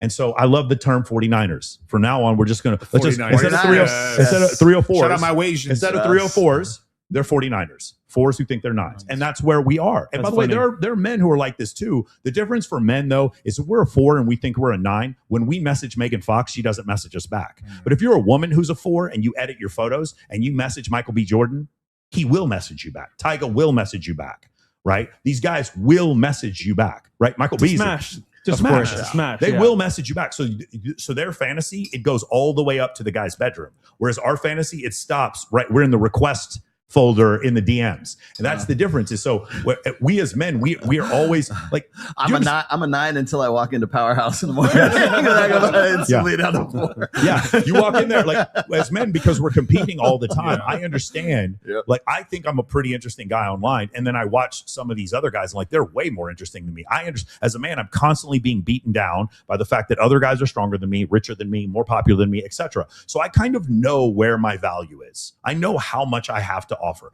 I know the unique things I can offer, but I'm always aware of it. If I'm a woman and I can just edit my photos and have men out of my league have sex with me, then nobody clip that, please. If I can have them have sex with me, then I might believe that I'm somewhere that I'm not. And because as men, we have to, we understand our value based on the supply and demand curve that exists around us all the time. For women, their value is something that they give themselves based on how they feel in the moment. What are you going to do about it? I'll suck his dick. Exactly. Is that your soundbite? Yes. That's hilarious. You need that, don't you? Yeah, but just real quick, I just find it hilarious, right? Because you brought up some very good points to start in, and it's funny. All of our detractors who are talking shit about us for years are doing what we're doing exactly. Yeah. But Full print. Yes. Full print. Just bringing up once again, deport and preach, and also abort and preach, is because they will say we're always focused on, the red pill, the truth. It's too hard and it's not a good message. Yet, in the same token, they're doing on a high level what we're saying because it works. Yeah. If it didn't work, you wouldn't do it. Are we talking about the content or the gaslighting all the women he got pregnant? They're doing sneaky fucker game. Yeah, That's what they're doing. That's what they're doing. Well, the thing that gets me is like, I mean, I'm not going to name names because everybody's going to know who I'm talking about anyways. Right. But I hate it when I see another guy talking about how write another article or does another fucking video about how they're leaving the manosphere. No, you're fucking not leaving the manosphere. You're not. You are never. I'm sorry, you are not leaving the manosphere. I'll see these other articles about these guys who are like, I was part of the red pill community and it was like a cult and now I had intervention and now I'm out and I'm away from it. I'm no longer red pill anymore. Like, dude, you're still red pill. You still are aware of the things that people talk to you about. And I put it there. I wrote an essay about it. I said, once you put the glasses on, they do not come off. So you can stick your head up your ass and you can put your head in the sand, whatever it is. But at some point, there's your niece or your aunt or somebody, they're gonna be in some sort of relationship, and you go, oh, that's what those guys talked about that time. You're gonna see the code in the matrix. Something's gonna happen in popular culture, or you're gonna be scrolling on your social media, and you're gonna see some story that relates to something that you understood a little bit better because you're a red pill aware as a result of that. You can go and make all these great articles about how what is it? The latest trend is this. It is these what is it? Was it Jim Sexton? I think it was Jim Sexton was talking about this. The rise in divorces of red pill men, because these husbands become red pill all of a sudden and they divorce their wives because they won't cook and clean for it's this they call it birth control. No, it's the women. No. It's bullshit. women leaving red pill guys. And I'm like, wait, you mean women, the gender that causes 80% of the divorces already? 80%, yeah. Like, no. What you're doing is you're coping. But the way that they write this, though, is that it's like, well, he suddenly expected her to cook and clean, just like Andrew Tate tells women to do. And it's like this over the top. You can tell because it's this rhetoric that is like boosted to this absurd extreme. And it's like, first of all, like who is saying this? And but you don't even need to ask that question, because all they're doing, again, the gentle manosphere, this anti-manosphere, anti-red pill, you can build brands on it right now, essentially. Yeah. And all they're doing, all you got to do is just exactly what you were saying before. So all you got to do is just amplify that signal. Yep. And it doesn't matter what the content is, as long as it is in a nice, easy to digest package as you're running through the drive-through lane at Jack in the Box, and they throw it in your mouth and you're on to the next kind of thing. Listen, the algorithm is changing for good. The old ways of making content, how it's distributed, are changing for good. Now, if you're smart, and this is what people do, they say, okay, if I make content about XYZ, aka the red pill, in a negative light, I get pushed or in the algo. Mm-hmm. And remember, they're using now AI to push content as they see fit. Mm-hmm. Now, listen, if I'm a platform, right, with power and control and an AI algorithm that does what I say, I'm going to make sure to put out, for my sponsors, X out red pill. Keep them where they're at. Don't push them. I'm going to X out politics. It's divisive. Not good for sponsors. Right. I'm going to X out hating on the Jews. Is what it is. Bad for business. X it out. Now, couple that into major, like YouTube, for example. What has it done for all of us? Is stifled our growth because it doesn't help the sponsors get what they want as terms of like getting sponsorship. So my point is basically, in a nutshell, these people that are pushing this agenda against red pill, they're getting paid to do it. That's why they're doing it. Right. And they're being rewarded because they get algo push, new fans, and payment. But they know deep down that it's the truth, because if they didn't know, they were doing it behind closed doors. So that's all I'm saying, bro. Yeah, no, you are correct about the algorithm push. The algorithm, because a little bit less on YouTube, but way more on Instagram and TikTok, because the majority of the purchases on those platforms are by women and saying things that women don't like to hear. Like, again, you guys understand, any one of us right now could say something that is objectively incorrect, which is, we could talk about astrology, whatever, flat earth. And we would grow faster than we would as a red pill content creator. As a red pill content creator, you're going to be demonetized, deplatformed, and ratioed. And you could all you could do is bring up peer-reviewed data, and that's still going to happen to you. Yeah. But if you sit there and you make content about astrology that is like categorically not real, then what happens is you are going to grow faster than you will. What, am I in trouble now? You're going to grow faster than you will making content about evolutionary psychology. It's just it's the truth. So the reason why is because astrology makes women feel good, and evolutionary psychology does not make women feel good. I thought you were going to talk about astral projection and the void of the divine feminine. Again, like there's no way in a rational Northwood. There's no way in a rational society that like Logan Paul and Joe Dispenza have more followers than Alex Hormozy. Or Andrew Huberman. There's no, in a rational world, Alex Hormozy and Andrew Huberman help more people. It's not even close. Then, but Sartain, to your point, companies prefer not entertainment than value. No, for sure, it's entertainment.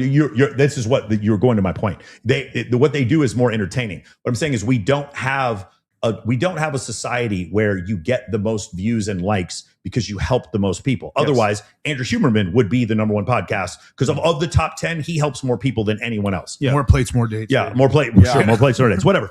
My point is, what happens though instead is like we get entertained listening to Logan Paul talk to Clavicular, which is it was an interesting conversation to listen to. I'm not trying to hate on Logan Paul. What I'm saying is, if we were doing this based solely on the merit of using this telecommunication in order to help the most people, then the different people would be. Brittany Renner would not have a following, but Brittany Renner would not have a following the size of Alex Hormozy. But Alex Hormozy, Brad Lee, and Andrew Huberman, who actually do help people. Those people they have big followings, but not as big as these other content creators that just spew nonsense. Right? Graham Hancock would legitimately not even be on the internet. Like that's what would happen. But we still allow this. And same thing, so that's what I'm saying is the entertainment factor matters so much. And so what happens is it doesn't matter if it's true as long as it's entertaining. You saw after Artemis landed this is all fake and the moon landings were fake. I'm like, okay, maybe you think it was fake, but you don't have more evidence that it's fake. You have less evidence that it's fake. And now you're going more viral because you're saying this.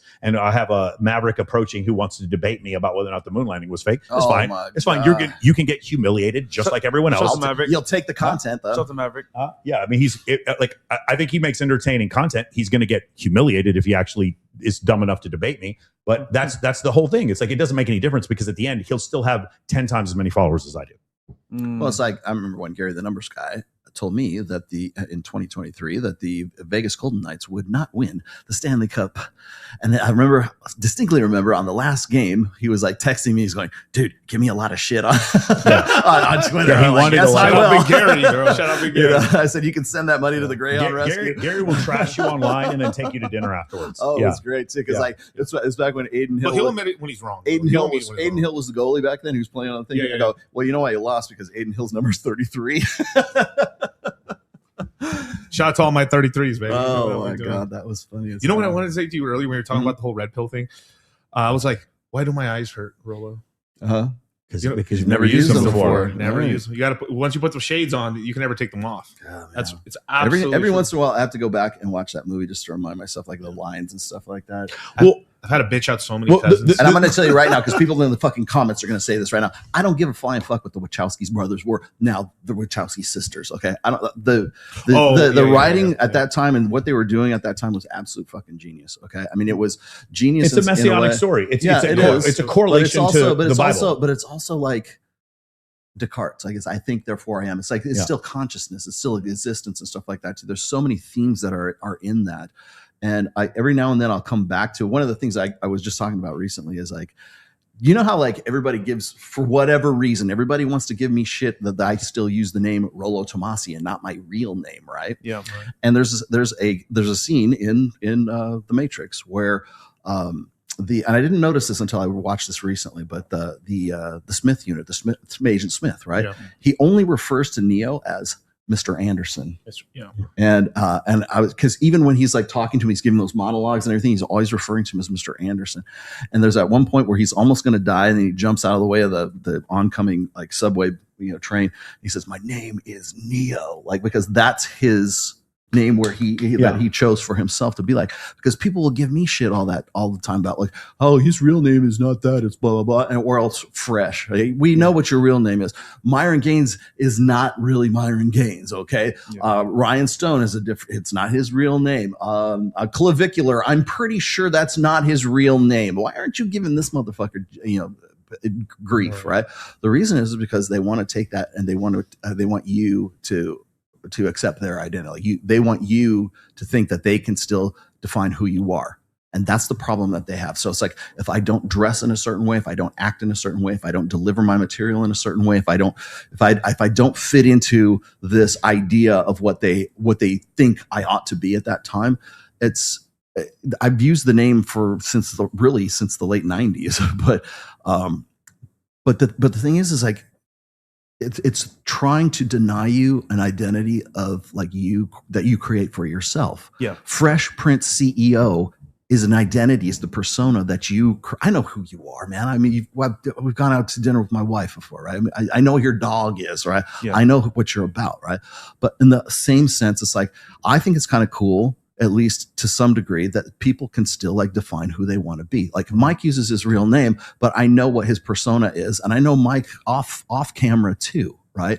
And I think that when you get to a certain point, people really want to try to take that away from your identity. They literally want to take that identity away from you because they're powerless in any other respect.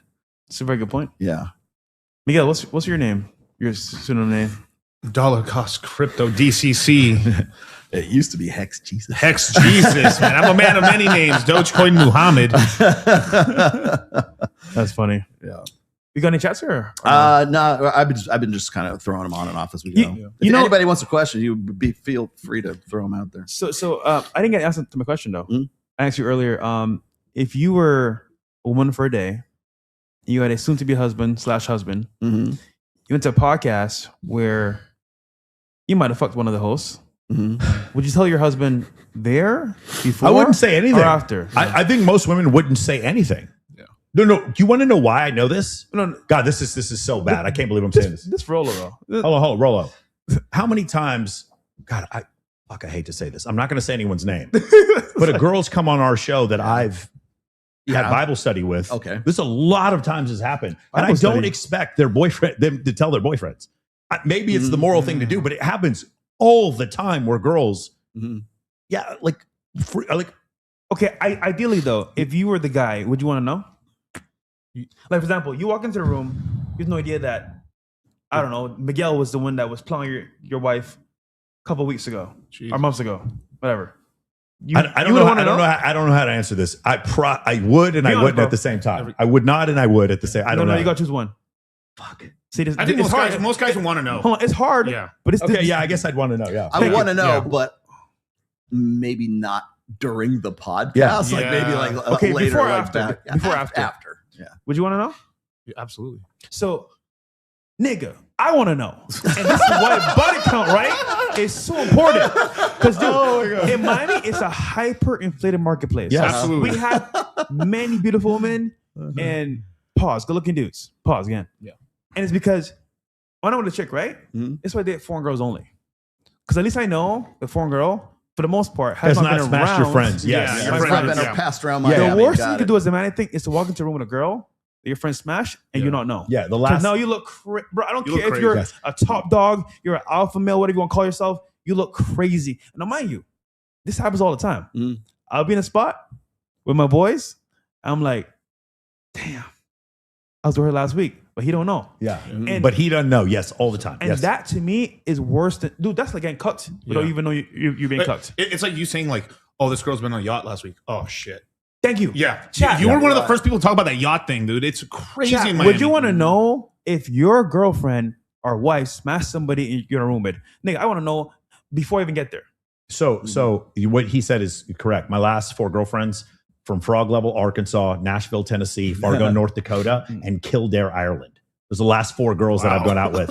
Yes, and the one before that, the one before that from Phoenix. The one before that from Phoenix. The last 5 girls I dated. That's because they weren't Vegas local girls. That's exactly right. So, man, I want you to be careful watching this podcast. Imagine you choose a wife or girlfriend nowadays, right? You don't know her past to a T. That's fine. No one knows for sure. Right. They can lie to you, say whatever. But at least if you got a girlfriend or wife, bro, she needs to have the decency to say, you know what, Miguel, just so you understand, we go to this spot, I fucked the manager. Because it's just to tell you, bro, you look crazy. You're right. You do look crazy. You're right. Sartain, will they tell you? Probably not. Yeah. No, they won't. You fucked the promoter. You fucked Sartain. You fucked Rolo. But here's the issue. What? This is why I'm not mad at Amy. I'm just like, listen. Amy brought the dude, right? She was in an impossible situation. Nah, nigga, you're a conservative woman. You should be honest with your man. You brought a nice, charming young man that has no knowledge of how this shit actually works, but you know how it works. And I'm calling no names here, but you smashed a couple people in the space. Yeah. Now, I know what you did. I didn't say anything. Shit, Zena did. But my point is, at least tell the dude, listen, brother, I'm in the conservative space. I know what's happening. Yeah. Out of respect for you, my love, my husband, my boyfriend. You know, this happened. Are you okay with coming to the studio? Don't bring him in and say nothing and then get exposed. Yeah. Dude, you look crazy. He looks crazy. Yo, I remember the poor guy's fucked. Two incidents. Got one hypothetical question. Two incidents. One, I had 2 girls on my podcast, and then we had 3-way Bible study right afterwards for the next 3 nights. And then afterwards, the day she's leaving to go back to where she lives, because most of the time when we have a girl join us, we don't like her to live in Vegas. Sometimes they do. And she is asking us for relationship advice for the guy that she's seeing. And I'm like, what? Another time, this was not even a couple months ago, we're in a neighboring state to this one, and we go see a girl, and she's telling us, I have a date with this guy tomorrow. She's like, I've never had a threesome before. I'm celibate. I'm choosing to be celibate. Comes back, has 3-way Bible study with us. And then she comes to Vegas with the guy that she went on the date with the next day, and that's now her boyfriend. This happens no constantly. Cognitive dissonance. There's no this constantly happens. Yes. Constantly happens with us, where we'll have 3-way Bible study with a girl, and then all of a sudden she's asking us for like dating advice with the guy that she's with. You know, it's interesting because it doesn't count because she had a 3-way. You will like, and I know you've read these studies, and you will, because there are people that you respect. But these guys will tell you how there's no way that's possible. There's no way that could happen because women would never be able to live with themselves, or else they'll qualify it and go, well, those are low quality women. They're damaged in some way. There's always some kind of cope that goes along with that to explain it away, right? But no, the fact of the matter is that women can and do have an ability to compartmentalize cognitive dissonance just like that, where it's like it's nothing to them to think of that way. Now, guys, I think, need to get that through their head. So back to my hypothetical here is understanding what I just said right now, if you took that guy, and I saw the pictures of the guy, and I got a little bit of a background on the guy that Amy has married, I guess now, right? Yeah. If that guy, I'm going to ask you, because you know better than I do, if that guy had known about all those dudes, right? Right? Including the sugar daddy. Fingers is crazy. Because I can think of at least 4 off the top of my head, okay? Yeah. And I know I know who they are too. That's just the thing, right? Yeah. So, but so if there might be others, does that guy not strike you as a guy who would still go, yeah, I'll still marry her? Yeah. Yes, but here's the thing, right? Yeah. That's a good point. Here's the thing. That's a very good point. He'll still do it anyway. He may, okay, just let's go through with this method here, right? Let's say she told him, and he said, you know what? I don't care. I still love you. Right. At least he knows. Yeah. But so now, I see the point you're making. Now, fast forward. This comes out and it's open in a form where you can't recover from this. Because think about it.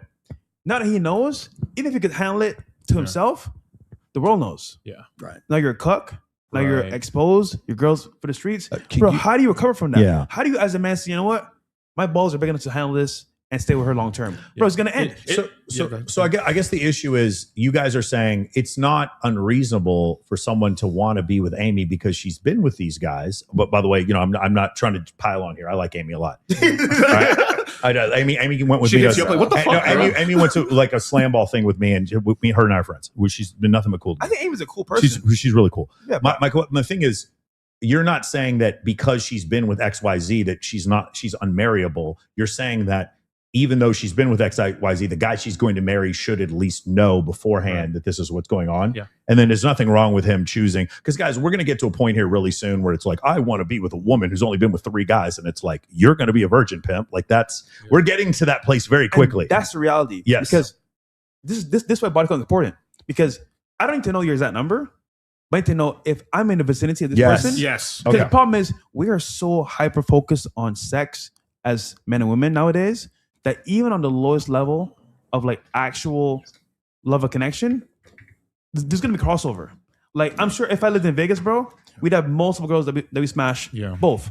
But as a real friend, as a real man, wink wink, would do, you go listen, brother. Just so you know, I was with her. Boom, we smash. Because you're a real friend. Because you're a real friend. Because now I know. Damn, thanks, bro. Yeah, I'm good. And versus you sitting there next to me like this, like she's looking at you like, damn. He didn't tell him? Great. I got one up. Because remember, if she doesn't tell you as your partner, your homeboy should tell you. This is why I don't have as many guy friends. Yeah. I like guys will like a girl be dating, like a girl will be hitting on me and she has a boyfriend and he wants to become friends with me and I'm like, I can't do this because I know how this is going to end. Right. I already know this is going to end. There's been times I've been in Miami at a table, right? 10K table my boys bought. Yeah. I'm there for free, of course, because you know what I'm saying? They bring girls. She's looking at my boy a certain way. Like just looking at him. Because remember, eye contact is very important, right? For the beginning of talking, the sexual tension. So she looks at him a certain way. I can just tell from the look, they fucked. I'm like, yo, real quick, bro. Like, you smashed that? Yeah, I did. Yeah. Now, mind you, you know what I would have done? I spoke to her, gamed her a little bit, tried to smash, take her home. But knowing that he smashed, I'm good. Because it's just weird to me, right? I don't know if you guys, but it's weird to me. Of course. Yeah, of course. So I want to know so I don't go down a path. For example, I don't call names, but like big guy in our space. You know, you know them, you know them. Mm-hmm. You're fresh. You know this girl? Yeah, this happened. Cool. Good to know. Done. Because it's just a principle thing. But to not tell your homeboy and then for your girl not to tell you, bro, that's disgusting, bro. Yeah. And then just to go back to that earlier example of like, all right, the dude accepts. He's like, all right, I'm still going to date you because you told me. Don't embarrass me. It's the same thing with the guys. It's like, look, I'm messing around, but I'm not going to embarrass you. Okay. And then you're like, you embarrass your girl and then she's mad and you're like, yeah, I fucked up right there. Right. But on the other side too, it's like, what the fuck are you doing? Take me to this fucking party. Or like, if we're getting married and you're going to take it and you're going to get out of this thing, why are you putting me in situations to make me look like a fucking idiot? I'm almost to the point now where if you're a man and you have any kind of personal brand whatsoever, you should not put your girl on 100%, camera. 100%, And obviously, 100%. I'm calling my own foul 100%. here, right? I legitimately thought, because I was 44 dating a 20-year-old girl who looked like Megan Fox with a boob job, that I would get more credibility from this space. And I got nothing but hate. And people started making all these videos about her. Dudes who in a million years could never get a girl that hot. And I just made up my mind from that point forward, no matter who I'm dating, I'm bringing her on camera again as my girl ever again. Because I think that's the answer. That's the only answer. Because here's the thing. She could do nothing wrong. And there's still weirdos who will make up videos that say she did things wrong that she didn't do. A great example was the situation with Myron. Myron had broken up with Angie, and then there was a video of her with some skateboarder or whatever. They were broken up. Yeah. Well, I don't understand. You're sitting here trying to make this. So with my relationship, I broke up with her. The only person I told was, I did tell you, and I told you. Yeah. And no one picked up on the fact that I was single for a whole year. It was August of 24 when we broke up. It was August of 25 before I started getting messages, are you still with so-and-so? Yeah. And then all the haters, they caught up. They're like, oh my God, they broke up. She must have cheated on him. And it was like, no, I broke up with her in August of 24. And like, I didn't tell any of you about it for the whole year. And it wasn't until people started seeing me with all these other girls that people started figuring out that I was seeing someone else, which is why I said that's what Logan Paul should have done with Nina Ogdahl, which is just like, don't say anything about it. Same thing with Travis Hunter. He should just stay off social media. Then a year later, be already on a date with another girl. And then when someone asks you, be like, hey, wish nothing but the best for her. And then keep it pushing. That's the way to break up. instead of what people do is like, we need to have a public statement, a joint statement with the two of us. Yeah, you don't need to have a joint public statement. You just keep it. No one needs to know. It's like you know who's really good at this? Chris Williamson. I have no idea who's dating. I have no clue. He's doing a great job. I have no clue. Joe Rogan keeps his girl off the internet. It's terrific. You know the terrible example of this? Akash Singh. That's about as bad as you can go in the opposite direction. What are you doing? Another issue. I really like the guy, but Tom, Bill, like what you're doing with your wife, you need to have separate entities that have nothing to do with each other. But unfortunately, because she's taking she's swagger jacked you and taking your clout, and now she's running off in a different direction with clout that she didn't earn. Now all she does, there is no good that can come from this. None. You are not going to get a single sponsor or make a single dollar because of what you're doing. You've only enabled yourself to risk. Yeah. So the thing I would say is if you're a dude and you even have 10,000 followers on Instagram, I think it's probably the best idea for you to just keep your girl. What you do is close friends list. Girls that you maybe want to have Bible study with, and dudes that are your homies that you trust. They're the only ones who get to see your relationship. And then everyone else, you just say, hey, take pictures. I'm with 12 girls right now. We're just having fun. We're existing. We're living life. Might be sleeping with them, might not be sleeping with them. It's none of your business. I'm existing, but I'm going to give you some advice. You can listen to it or not. But when you make it about you, bro, it's a problem. But people use it as a shortcut for their social media pages. Correct. And that's also the problem as well. Like, I mean, because it's like they're getting no emotion. It's like, let me put my wife in here, and then I'm putting my wife on every fucking thumbnail with her ass and fucking yoga pants. Now to you get become views. part of the brand. And that's part. And then you.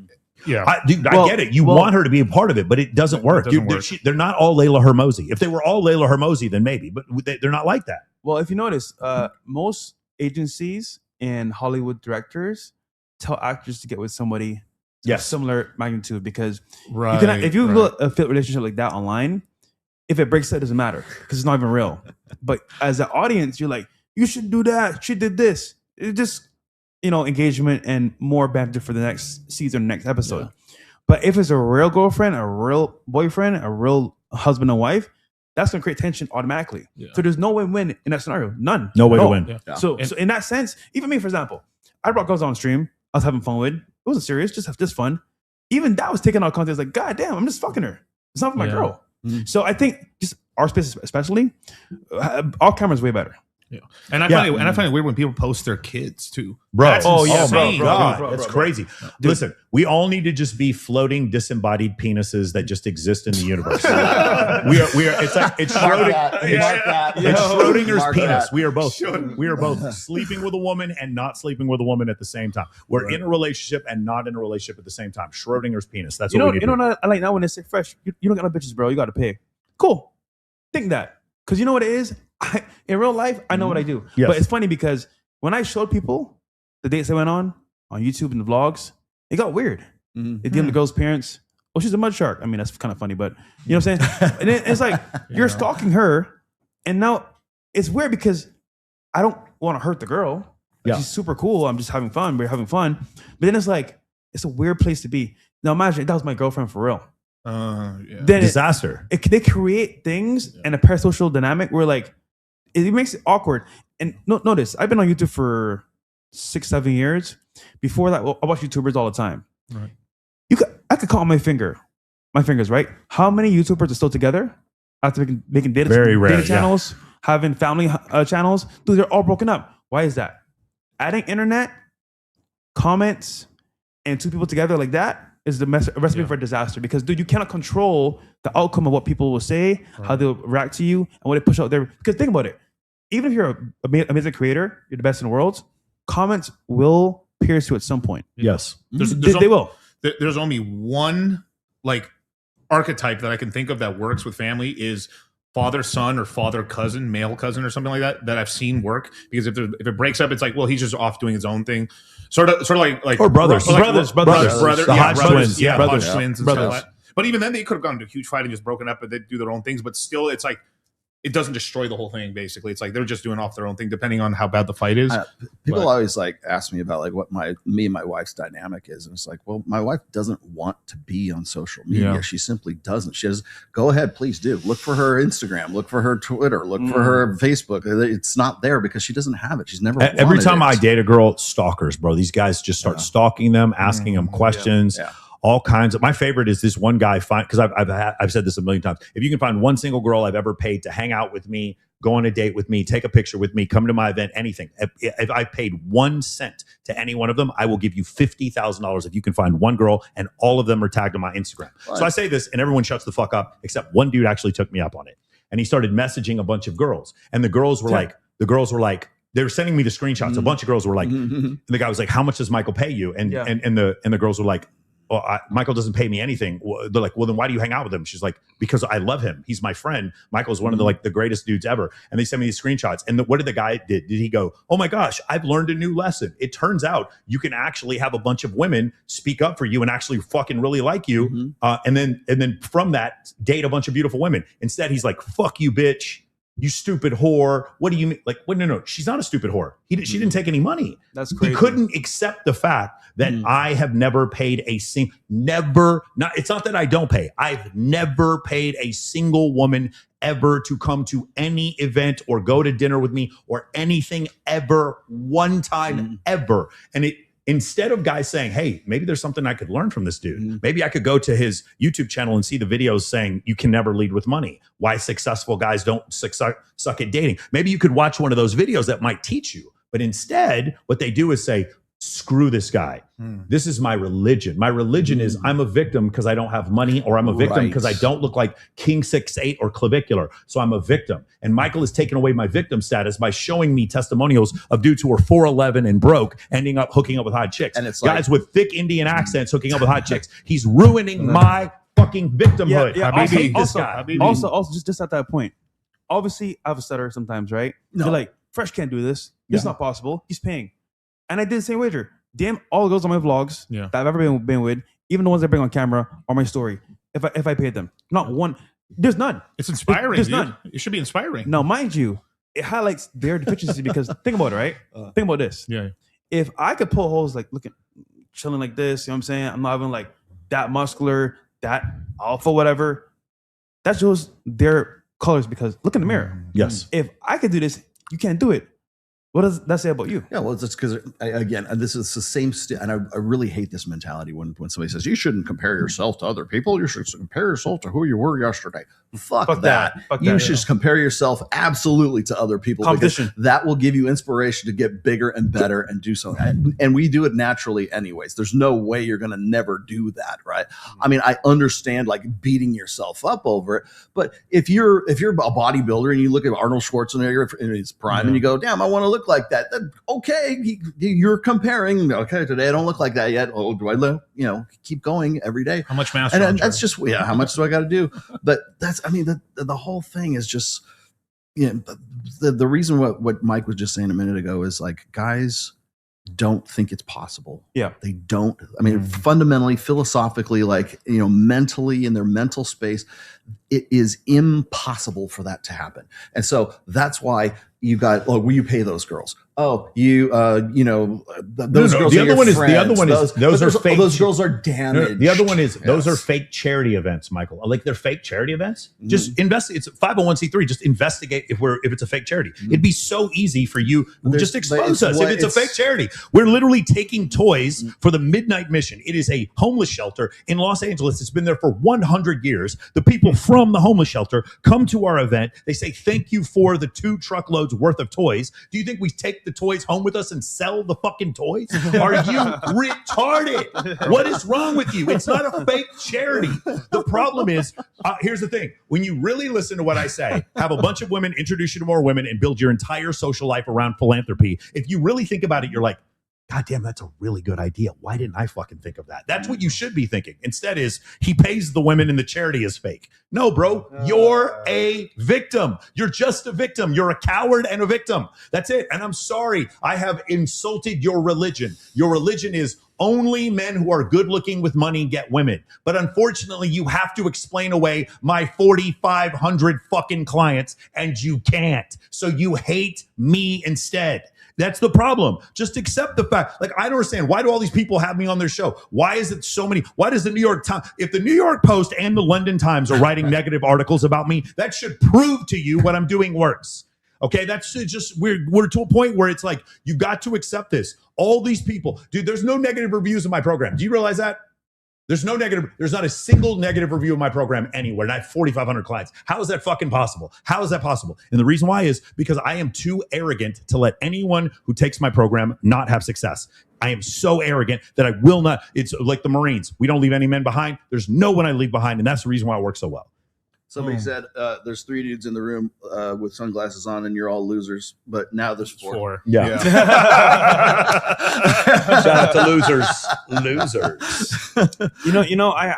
I always wonder sometimes. Can we save everybody? And we can. Not everyone wants to be saved. Yes. And as a result, they're gonna always wallow in despair. Yeah. And that's the sad part because I want everyone to win. I really do. Yeah. I mean, we've been successful. You know what kills me is when we see visible success.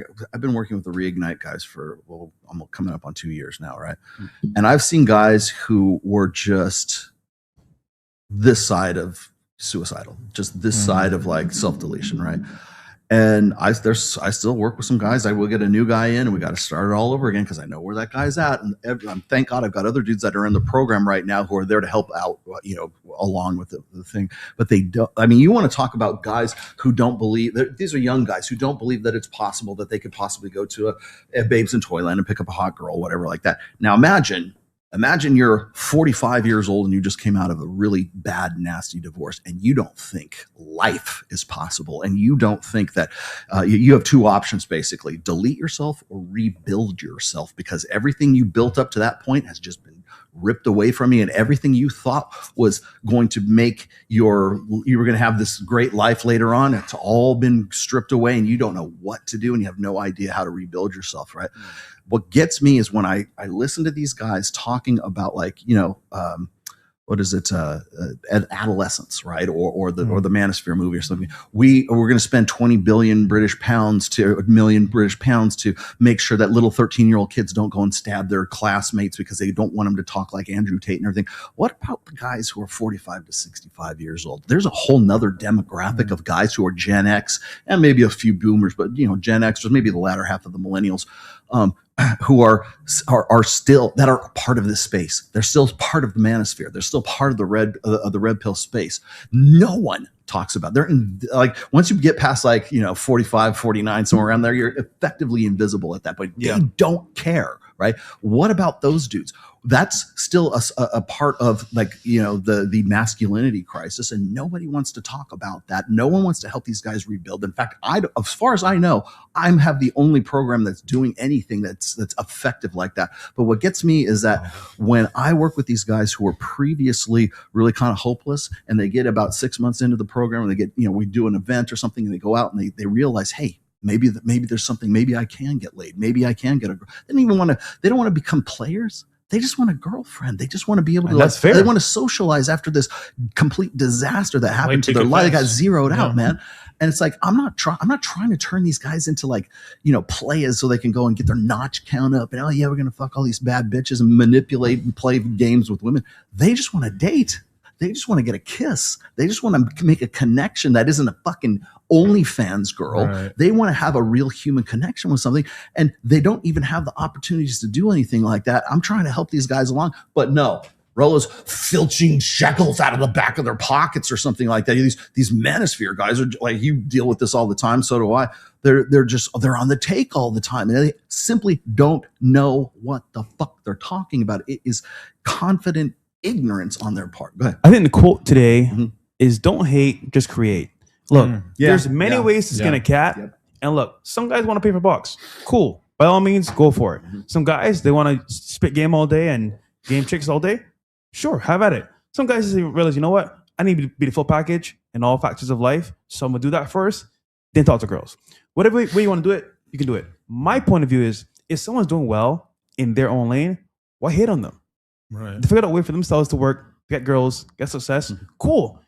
Maybe I can learn from them what they're doing to apply to my life. Oh, yeah. And you know what I saw? I saw Tate, right? Rise up to who he was in 22, 21. I was like, damn, this dude's killing it. He has everyone's eyeballs on him, and he has a lot of good qualities that I could take from them. Yes. Apply myself. The lifestyle, helping others. Cool. I'll take those qualities, apply it where I can. And bro, I kid you not, my Instagram page, I was at what? I think it was like 300K back then, bro. I just took some shit from Andrew's page, applied to mine, and obviously I'm making money for the lifestyle, but like it helped me grow a lot more. Yes. I gotta be like, you know what? F this guy, bro. I don't like him. He's doing too well, bro. You got too many girls in the cars. Fuck him.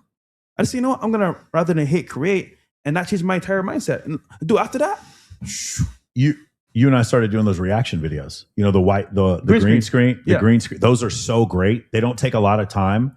No effort. With no effort, and I'm actually because the New York Post wrote an article about me 2 days ago, so I'm going to do one tonight. I'm going to react to the article, and they do so well. They require so little effort. I'm in Miami with you and Clav, and then I'm like, I need to get on Kick. I need to get on Rumble. So I started to Kick and Rumble this week from doing that. So yeah, you have to learn. Andrew Tate, his monologues that he does where he just goes off on one subject and it's so compelling when you listen to it. I try to steal that. You're right. These guys are really, really good communicators, but I also steal stuff from like Chris Williamson. He uses a bunch of peer review data to come to a conclusion that's not a very popular conclusion. I like that. I steal that as well. I would say steal. I would say you apply things that apply to you. Stealing is a bit appropriate. There you go. It's excessive, but yeah, you get a point. But look at Miguel. His actual prowess for crypto and obviously DCAing is powerful. Now, I don't mean Miguel. 6'1" Mexican, wife and kids. He's a stud. But I don't mean Miguel. But his crypto knowledge, by all means, bless me, bro. Yeah, I'm always one phone call away. So that's it. So like, look, guys. No one's perfect. No one has all the answers. I would not be in Las Vegas if it wasn't for this motherfucker. There you go. But take what you can that applies to you and move forward, man. Look, Rolo's a mentor. Miguel's a mentor. He's a mentor as well. We all are mentors in our own right. And look, if you're going to have a lifestyle where you want to have the best options possible, you can't always say, you know what? Damn, he's better than me. I'm just going to hate. Nah, just create from there what you can and take. One of the biggest things Rolo always says about the red pill is it's choose your own adventure. Yeah. It's choose your own adventure. What do you want? Do you want to be a player? Do you want to be a family man? Like you can choose, but people want to be told what to do, what to do. Feel. Like, it's like, if you want to be a player, be a player. But if you want to get bang bitches. But if you want to have like, I'm gonna settle down now. I've been fucking whores. I want to have a family now. I want to have kids. I want to have legacy. You can do that. That's the thing that kills me about the whole thing. Like when everybody's like really super anti-manosphere, like the gentle manosphere and all this stuff. The presumption is that it's guys trying to tell other guys how to like get a bunch of how to get your notch count up. And it's like, I think probably the vast majority of guys that I have worked with they have no aspirations to be players. They just, some of these guys are like 30 years old and never gotten laid. I'm sure you've encountered them. These guys who are, just want to get a second date. They just want to kiss a girl. They don't even know how to hold a girl. They want human connection. And they don't even, they can't even like talk to guys, right? Because they have this, the social skills just simply aren't there, and they're just kind of socially awkward. Yeah. They got to find some way to get back into, into a routine so that they can learn these skills. And I'll tell you that's probably one of the things that's the most underrated, underreported aspect of all of this is, we can talk about how the latest chick divorced her husband because he suddenly became red pill and got brainwashed and turned into this robot, this red pill robot.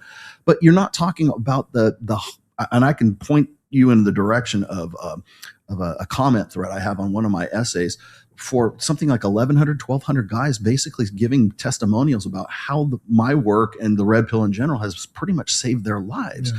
You don't hear that. And I tried to express that to Brian, Mark Fennell on the ABC Australia thing. And just saying like, hey, look, there's much more to this than just like the loud rhetoric and people wanting to make ridiculousness out of all of this. There's a lot more going on. There's a lot more positivity than there is negativity going on here. And I just think that people just are not reporting it, and they're never going to, because you know why? Because under the new law, the new rules for social media, that doesn't play. If I go, this guy decided to live instead of put the noose around his neck, guess what? If he'd have put the noose around his neck, that would have gone viral. But if he takes it off and he lives a better life, that doesn't go viral. That's a good point, actually. Yes. Yeah. We should all go eat. We are at 3:15, so I think we are good, man. Thank you guys. W for coming. stream, This is man. W stream, man. This is Yo, awesome. Rolo text me. We are Thank you so much. broadcasting like to so many Rumble, channels YouTube. right I think we're on 9 or 10 Twitter. channels I different think right now. this is going to be a new thing for us. You have to go to multiple platforms. Can I ask you guys to do one thing for me, just to protect, just again, because they protect free speech? You guys go to my Kick right now. Just give me one comment on Kick before we get out of here. I'm trying to grow my Kick. Again, you guys think I'm bullshitting. Gavin Newsom gets elected to become president of the United States, and you think we are safe? You are out of. They will nuke all of us. Anybody who has anything to say, they will go completely in the opposite direction. So in order for us to protect our brands, I didn't understand it at first when Myron was doing it. Now I understand it. Please support creators on Rumble, Kick, and X. Please. Yes. I'm not saying I love YouTube. I love Instagram. I love Facebook. And I tolerate TikTok. But if you guys support free speech, support Kick, Rumble, and X, please. Good point. Awesome. Guys, thanks. Have a good Memorial Day weekend. Yep. Thank you for your service, Captain Michael Sartain. Appreciate that. That was actually And my one more nickname, by thing. the way. Yes. I started a new podcast called After Hours Podcast. Yes. It's a one-on-one setting, more intimate. I'll bring Roll on there, Sartain as well, and Miguel. But basically, I'm going to have celebrities on there every week, pretty much. Really hot girls that are not wanting to come on After Hours. And of course, close friends that have businesses that are very successful. Teach you guys as well. So it's an all-in-one podcast. After work, it's called After Hours for you to relax, learn something, get some knowledge, and have some fun. Oh, also on Rumble. Also, the New York Post said that my program's $10,000. Look up Men of Action, $27. It's a $27 program. So make sure you go check it out. Yes. All right, guys. Thanks for coming. And I guess we'll see you next week. Peace. Take care.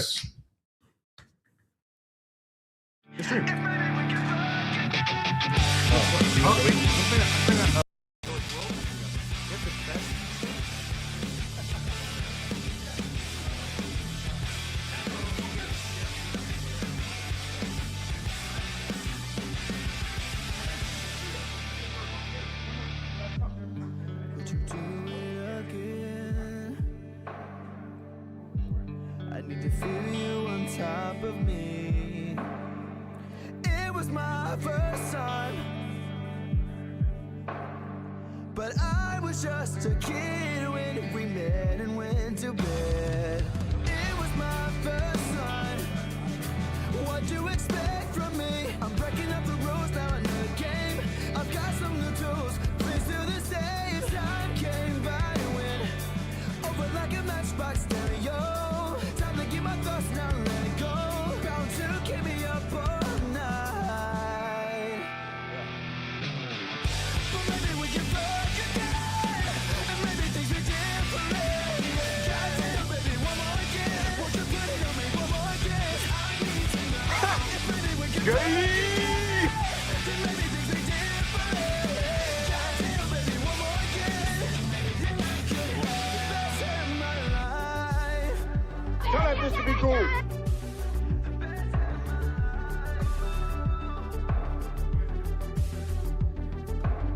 Now we're fucking in the bathroom, tearing up every wall while I got your hair. Why you screaming my name?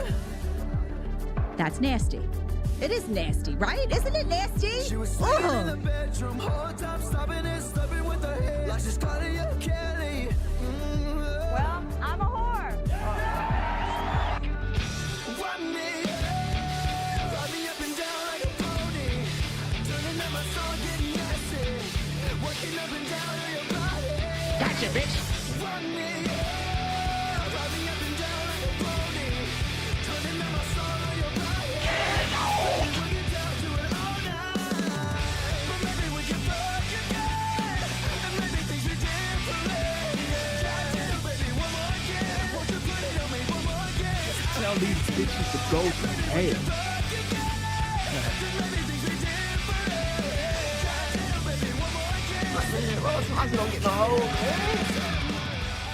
Refuting Podcast has been a production of The Rational Male.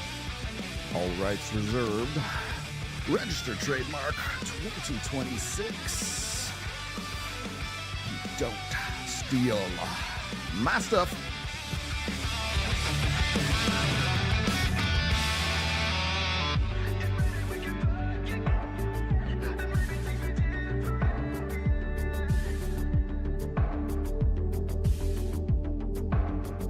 If maybe we can